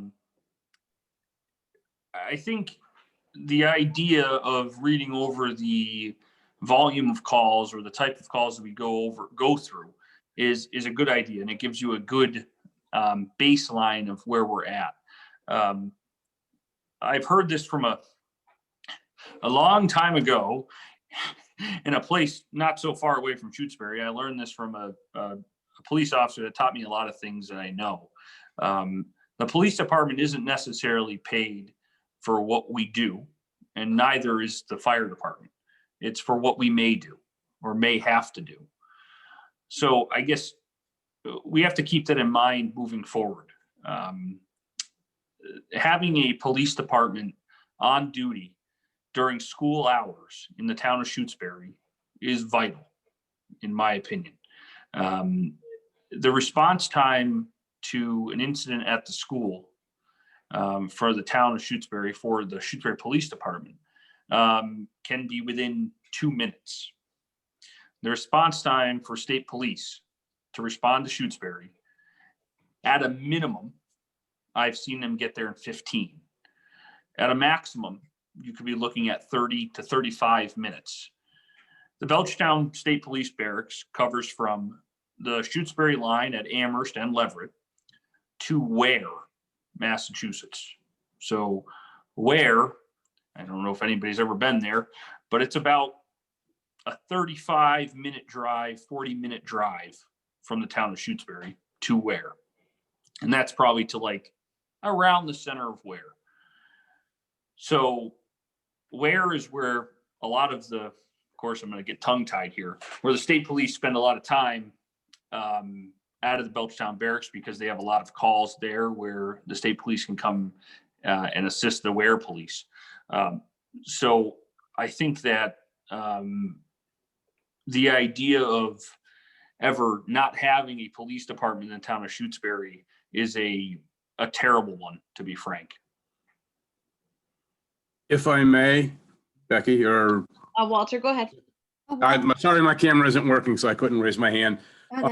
The fact of not having a police department show up to a motor vehicle accident is kind of absurd, because the fire department is not going to take the police reports. We're not trained in doing all that stuff. You still need a police department there. And many times just on the medical calls, as Dan even, or somebody even said, having the police get there sooner because they're already on the road. They are trained first responders. They can get us much more information before we get to the scene as accurate information. And there are many times when we show up to scenes where we actually need a police officer due to the nature of the call or things that caused the injuries. So to say that we don't need a police department to show up to medical calls or motor vehicle accidents is, in my opinion, absurd, having been doing this for over 40 years, countless times that we needed the police department there. Even on regular fire calls, sometimes where things come about and things develop, we've had to call police department in. So to say we don't need them because of for medical calls and all that, we just need them to show up for police calls. Most of the medical calls and vehicle accidents are police calls. And as Dan said, state police, they're running usually 2, especially in the evenings, 2 troopers, out of the C7 barracks. They are sometimes as far away as Barry, Massachusetts, cover up that far. So they've got to come down around the bottom of Bob and up there. And we've had an incident where we waited almost an hour for a state police trooper to show up because that's their travel time. That's if they're available. So I just want to inject that.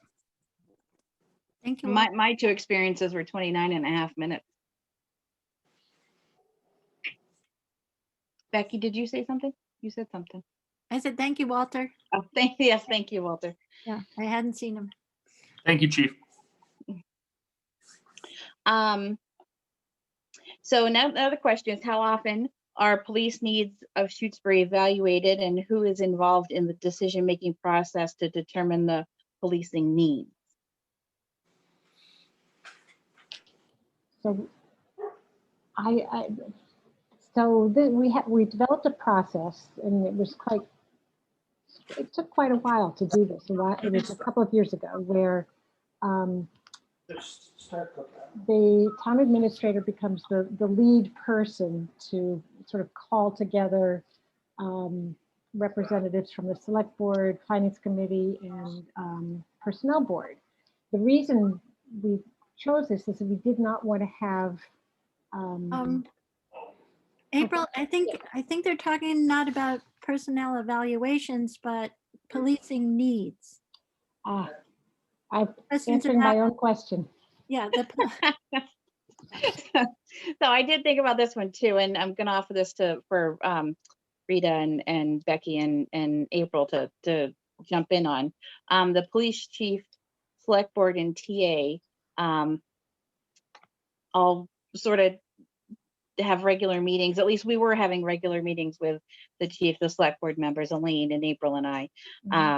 But then the chief also is with Becky, and then the select board also. So it's kind of a dual department or dual committee sort of evaluation process. Right. Maybe not process, but at least the determining policing needs, informed. We have a practice of, oh, I'm sorry.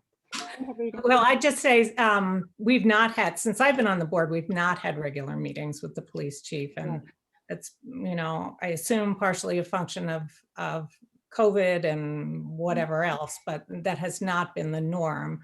And Rita, just we would stop in and just meet with Dan once a week. One of us would just, peek in and ask him so that we weren't violating open meeting law by all of us descending on his office. Right. So with limited access to town hall, that's, So. Oh, Rita, I am available whenever you need me. I'm here. But I was never told, I was never told that was sort of the norm. So, yeah. Well, just grab my number for one of them. You can reach out anytime. And the way my job description reads, it says that the select board is the supervisor through the town administrator for daily operations. So unlike the select board, I have been in town hall, and Dan and I do talk almost daily and communicate about issues and needs that when they might arise, and try to make appraisals of situations that I can bring forward to the select board in times of need. I think what this, we could have a more structured and evaluation of policing needs, similar, and maybe develop a committee, or we could do that work. It's just, there's been a lot of extra work handling COVID as it is. So we hope that we are listening to everyone, and we are making adjustments that are needed, and reaching out to the public.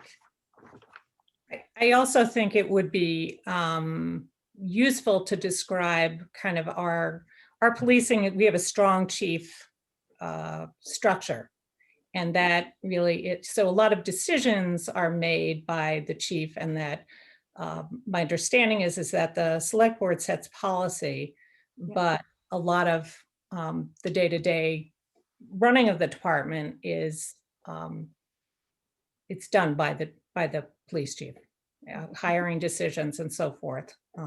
So. Yes.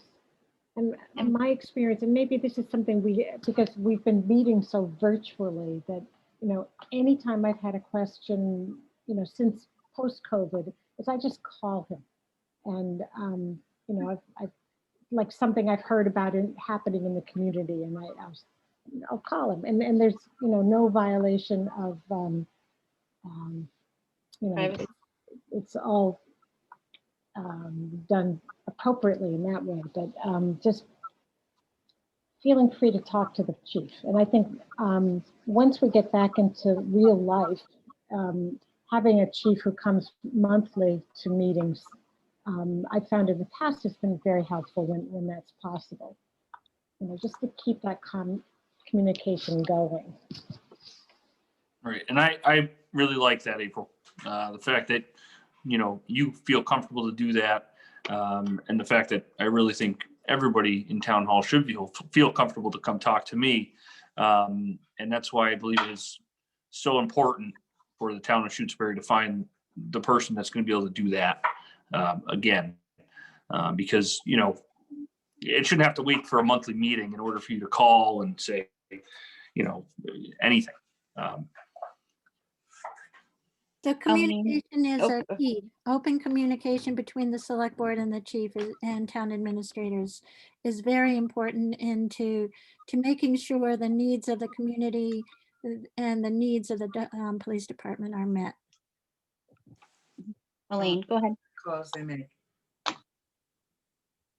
I just wanted to reinforce the notion that when we were pre-COVID, that it was on a rotating basis that the select board members would go in every Friday morning, one at a time, 1 week at a time, and would sit with the police chief and just discuss things, what was going on in the department, how things were working, learning about the body cams, learning about what issues were happening. And I think that was very informative for each one of us to have that one-on-one information. And I think that's been lost, obviously, because you're not able to do that. And so it's a tough time to be trying to do that, but it was something that we had established and I thought it worked well.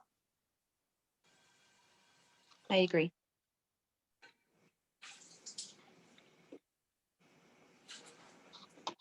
Okay, another question is there a documented evaluation form that is used on a yearly basis or at the beginning of the 3-year contract negotiation for the police chief?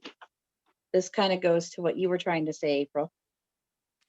I think I was answering the wrong question. Wrong question. Wrong question. It's been on my mind, but again, it's the evaluation meetings are managed through the town administrator and representative from the select board, personnel and FinCom partake in the evaluation.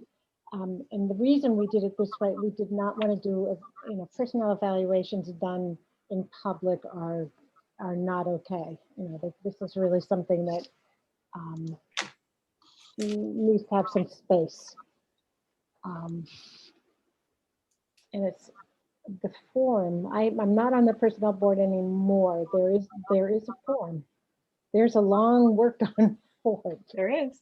There is. And they're also, just to add to April's, they're also a personnel file item, and I think that falls under confidentiality. So it's not an open public record document, right, Becky? Yeah, it's available to the select board. Let's see.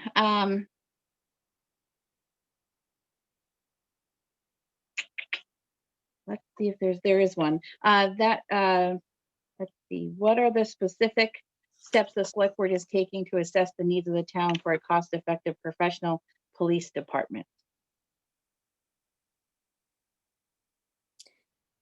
A work in progress. Yes. Regular meetings and FinCom also helps with those they meet with the budget part of the police department or police chief for those things. What role of the finance committee, what is the role of the finance committee and the personnel board? Okay, the role of the finance committee is to help develop the budget in working with departments and reviewing budgets and putting together the annual budget. The finance committee meets frequently during this budget session and develops a knowledge of how the town works and all the departments within the town by their interviews and by their reviewing of documents and expenses.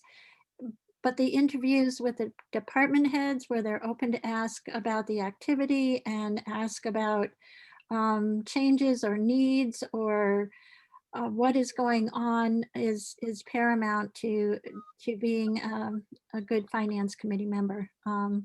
So the finance committee's role is to bring the budget to annual town meeting.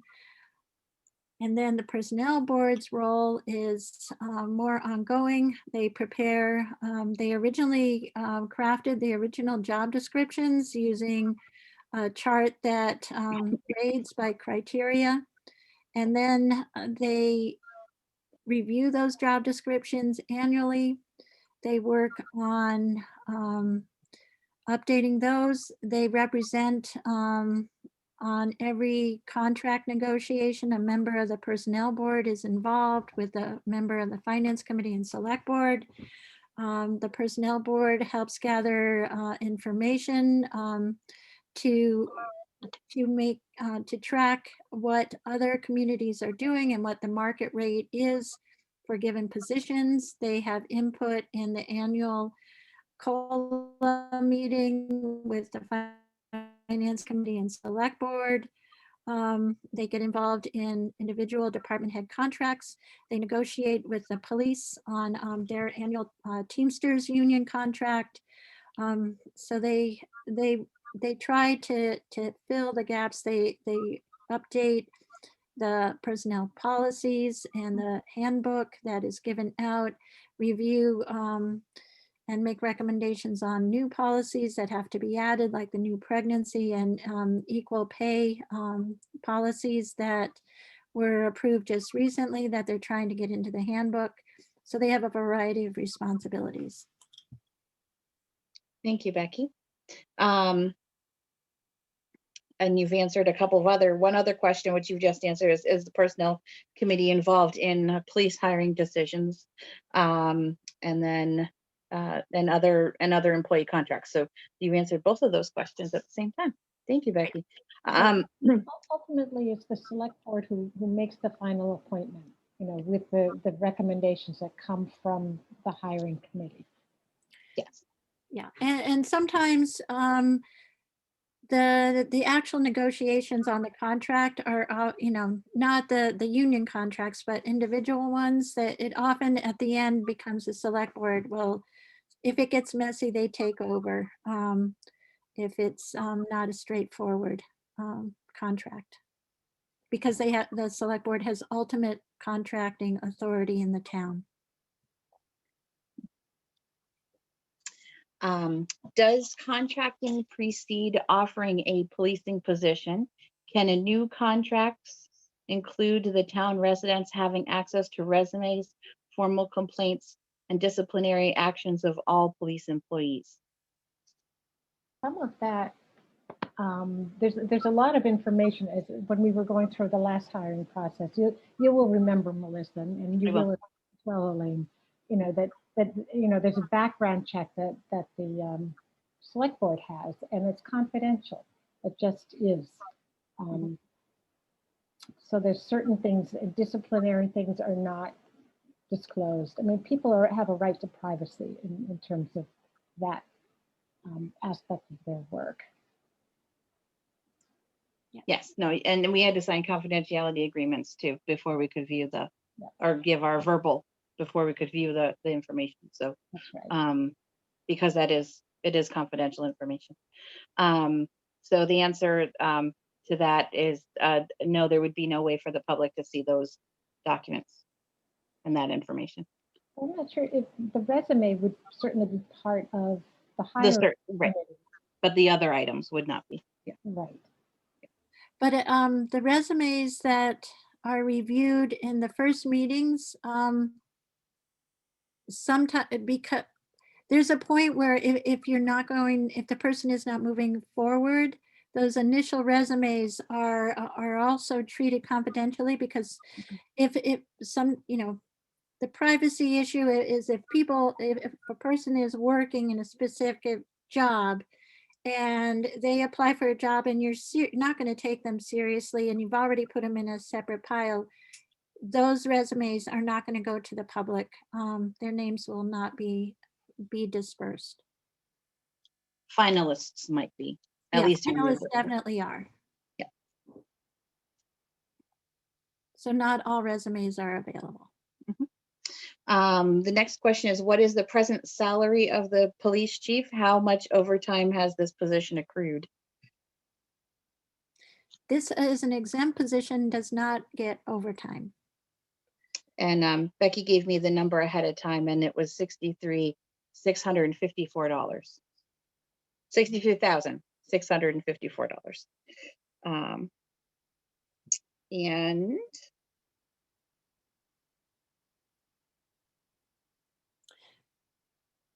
who in this process is representing Shutesbury taxpayers? Everyone. We all are. We all are, yeah. We're all taxpayers. And town residents. And town residents. That's right. Yes. That's right. And we're either elected, appointed, you know, but. Or volunteer. That's right. Right, yeah. That's right. We do this for the money. Yeah, we do. We already answered that question? I think this is the last one. Is the town referencing any of the current work being done in Northampton and Amherst regarding the review of the police department? No, we have not done that. No. And the departments are very different from ours in size and philosophy too, I think.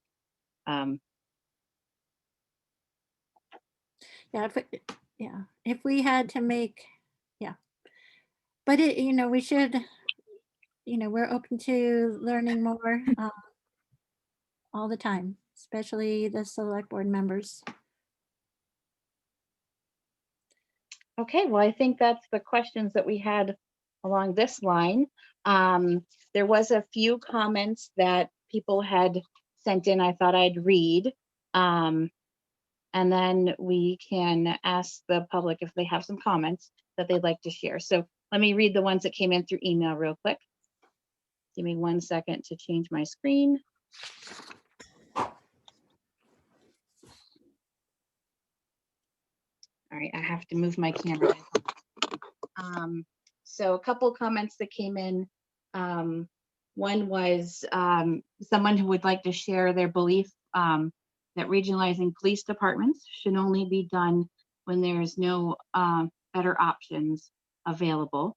Ideally, Shutesbury would have a 24/7 coverage of our town department alone, with aid from others as needed. This way, the response time is better. There is a better connection with the community and less room for misinterpretations or misunderstandings. As a hill town, we are remote, and it takes time for people from other areas to get here. Time-sensitive cases, this delay could be deadly. Keep in mind, many officers are first responders to medical and are trained with the use of AED and Narcan, where seconds count in these cases.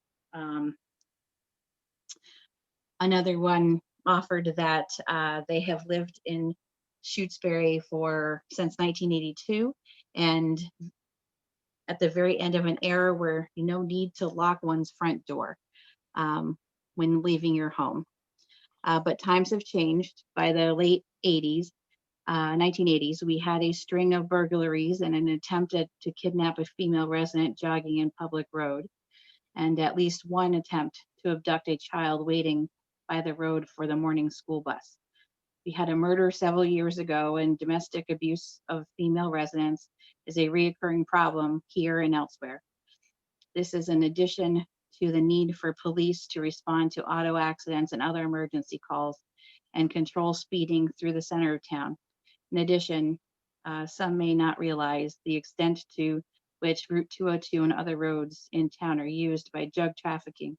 A rural area such as ours provides an ideal setting for criminal activities, which can be carried on in relative seclusion. I respectfully submit that anyone who advocates for defunding police departments is unaware of the reality lurking outside the bubble for which many of us middle-class folks are privileged to live, the bubble created and maintained by police armed force. And there was another one too. In my opinion, our police force hours are, hold on, I write to you with my opinion of our police force hours and possible joining other towns to create one police force or shared police chief. Not long ago, I had someone walking around my house very late at night. After dialing 911, I waited 28 minutes for an officer to get to my residence from another town because they could get here faster than the state police. I cannot imagine if this were the case every time we had an emergency call. This could be detrimental to the safety of our residents. 28 minutes, if a person is outside my house wanting to harm me, they would have plenty of time to do it, and that's a very uneasy feeling. I'm asking to keeping our police department in the capacity it is right now. So those are a couple of comments from online. Does anyone here in the forum have comments they'd like to offer? Please raise your hand so I can see you visually.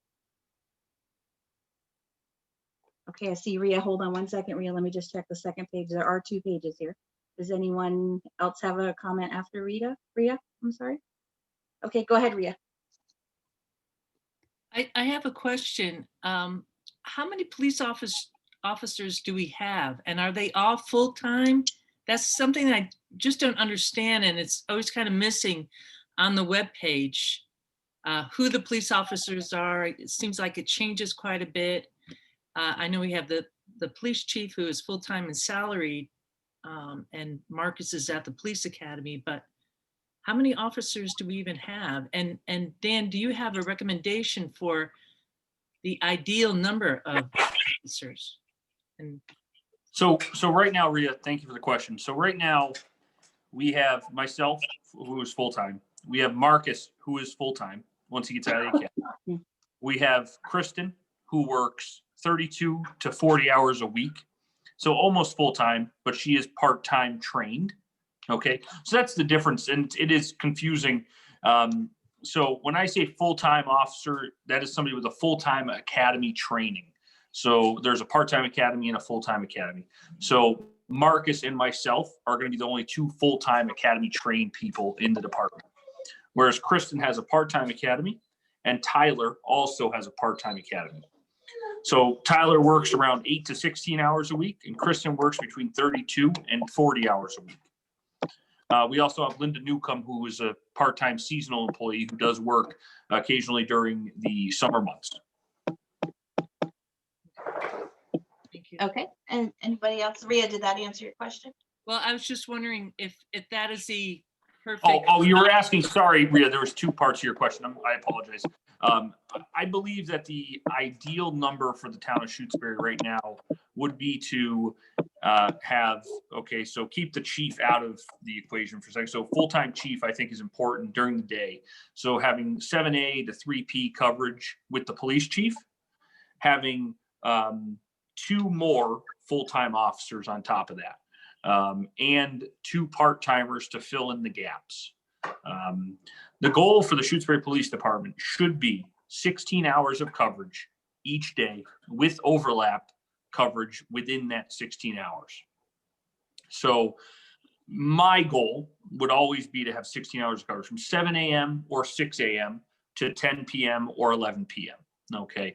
I mean, really, you kind of roll up the carpet around here around 10 o'clock. Not much occurs as far as motor vehicle activity or, pedestrian activity after 10 o'clock. On the times where that may be excluded is July 4th, or, when we have fireworks down at the lake, and we make adjustments to have staffing past that time period during that time where we may think there might be other activity going on. So 16 hours a day is really the ideal time period, I believe, for the town of Shutesbury. It's also important to have that overlap coverage during the school day, during the week. So whereas you'll have an officer that can be at the school and an officer that can be on the road during dismissal time. And I think that's really important to have that for the school. Okay. Go ahead, Mike Binsky. Yeah, I just was wondering about the process. There's you guys are going to be looking at the 3 different avenues for having a chief in Shutesbury, a full-time, a shared position, and maybe an interim. And I was wondering what is the process going to be going forward to evaluate each one of those? Like what's going to be involved and who's going to be involved in coming up with the recommendation or whatever it will be for all 3 of for each of those for you guys to evaluate. Well, at this moment, Mike, the 3 of us haven't had a conversation about those 3 options and our thoughts of moving in those directions. So it's hard to know. That would be our next step, is to have that conversation. And then, go ahead, April. No, I was just going to say, we set up some time next week to do that specifically. And is the time frame to have something by the 6th of March, or is that time frame not critical? That would be a good idea. I'm thinking. A very good idea. Yes. We will have a plan, is my guess, a plan in some way of moving forward or a transition to our decision. So before the 6th, we'll have some sort of a temporary or a permanent process. But we have to discuss it first before we can decide which avenue we're taking, or if we're gathering information on any or all of those options. That's the guitar playing. Sounds good. It does sound good. Guy, your mic is on. Oh, sorry. Trying to get you guys quiet. A free concert. I don't know how to run this thing yet. Bye. You sound good.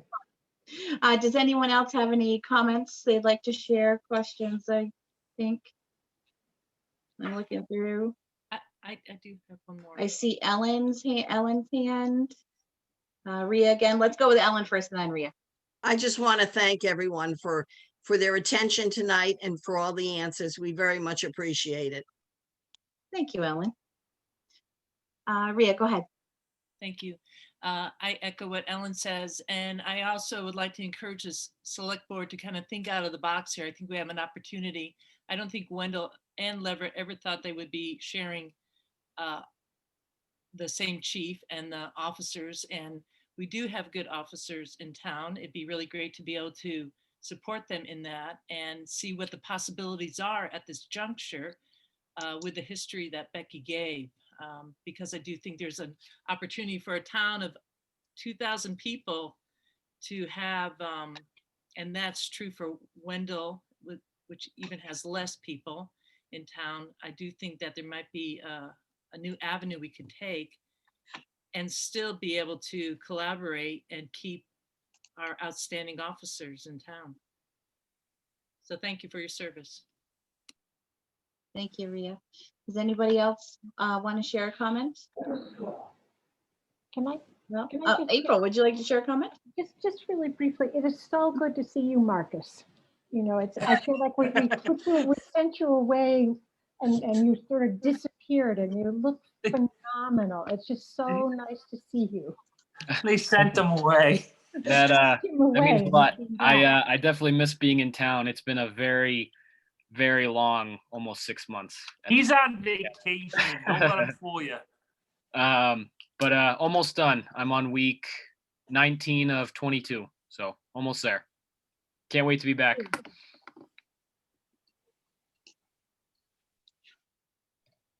Okay. Any other comments? Looking for hands? I see one over in the left corner. Is that Mir? Jill. Oh, it's Jill. Sorry, I couldn't see. That's okay. Jill, go ahead. Hi, I just wanted to ask the chief, that's Dan, if he can give us some idea about the frequency of domestic calls, you know, domestic violence calls and mental health crises. You know, ballpark. Yeah, so that's a good question, Jill, and I appreciate it. So I would say, you know, on a monthly basis, I would say we deal with one to two or 1 to 3 of those calls, of a mental crises call or a domestic call. And I think truly dealing with, you know, people that are having any sort of, you know, crisis. I mean, a crisis to somebody can be different to everybody, right? So a crisis to you may not be a crisis to me. So, you know, we are in a really good position in the town of Shutesbury with people we have working that really understand that that is the case. You know, somebody, you know, having their, you know, trash bin stolen may be a big issue for them. And we're able to really kind of, you know, make those situations, we try to make those situations better for the general public in all sorts of different areas. So I would say 1 to 3 of those a month. Thank you. And may I just ask, arrests, actual arrests? Actual physical arrests? Yeah. I'd have to look at, so the reason why I say that, because there's 2 different types of, there's summonses, which we can mail to somebody, and then there's actually a physical arrest. I'd have to look at the numbers on that to get back to you. I mean, I would say we probably average maybe 1 a month. You know, during the pandemic, it's gone down significantly because we were trying to avoid physical arrests for any motor vehicle infractions. So we've probably gone up on summonses than we've had for physical arrests because we're trying to avoid physical arrests if we can help it. Thank you. Thank you. You're welcome. Kristen, you have your hand up. Chief, if I may, I'd like to just speak to a community aspect regarding that previous question with domestic violence. As Chief has stated so eloquently the entire meeting, we are very, very lucky in this community to have such a community-based policing aspect. So I just want to speak really quickly to domestic violence in that the call doesn't end there that one time. So, and it doesn't mean that we're called back for problems. With our department, the officers in this department, with the permission of the possible victim of domestic violence, like to often stay checking in, making sure that there's no more need, phone calls, things of that nature when it comes to domestic violence victims, and you know, attending to their needs as a whole person. So I just wanted to speak to that because even though we might show up for a domestic call and this situation gets handled however it will, there's a continuation that we like to do to stay in touch to you know, help possibly prevent or just make people feel safe. Thank you, Kristen.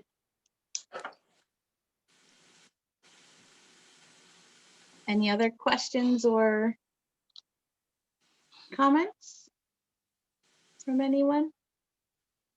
Don't see any hands. Okay, well, not seeing any hands. I did want to thank everyone for coming. Dan, thank you for answering all these questions. Kristen and Marcus for being in attendance with us all. Becky, April, Rita, Linda for typing up all these minutes, Becky for helping with the questions prior, and everyone who sent in questions and attended tonight. It's really good to see the community coming out and giving us information, helping us inform our next discussion in this process. I don't know, April or Rita, is there anything you wanted to add? I guess the only thing that I would add is this is not the end. So, we really do want to hear from people. If you didn't feel comfortable, attended tonight, didn't feel comfortable speaking up, you can contact us and give us your comments. So I think we need to continue hearing from folks. I agree with you. And I also wanted to really thank you, Melissa, for, being the midfielder in this game today. I thank you very much for taking that on. You're welcome. I do want to also invite the public, if you haven't already seen the public forum that the police chief did in July, I do want to point you in that direction to watch that if you haven't had a chance. It could help answer questions, or it might help garner comments for us for our next part of the discussion. So please feel free to check that out, and always email us if you have any questions, comments. We do read them. Selectboard@shutesbury.org goes to all three of us. Okay. Thank you all. Oh, Thanks, Becky, did you everybody. have something? Tonight's meeting will also be posted online if there are others that wanted to be here and could not be here. Thank you, Becky. Okay. Is there any other official things that the select board need to handle that we haven't with our agenda? I think it can wait till Thursday. Okay. Your All next right. meeting. Thank you, everybody. Thank you, Jen. Thank you, everybody. Thank you. Thank you. Good night, Marcus. Good night, Kristen. Good night. Good night. Thanks, guys. It was nice to see Good everyone. night. Nice to see you. Bye, Tyler. Bye, Tyler. Bye, Tyler. So we adjourned. Well, yes. Do I hear a motion Need to to vote adjourn? to adjourn. I'll second third that. Okay. All right. All in favor? Good night. Good night. Good night, Thank you all.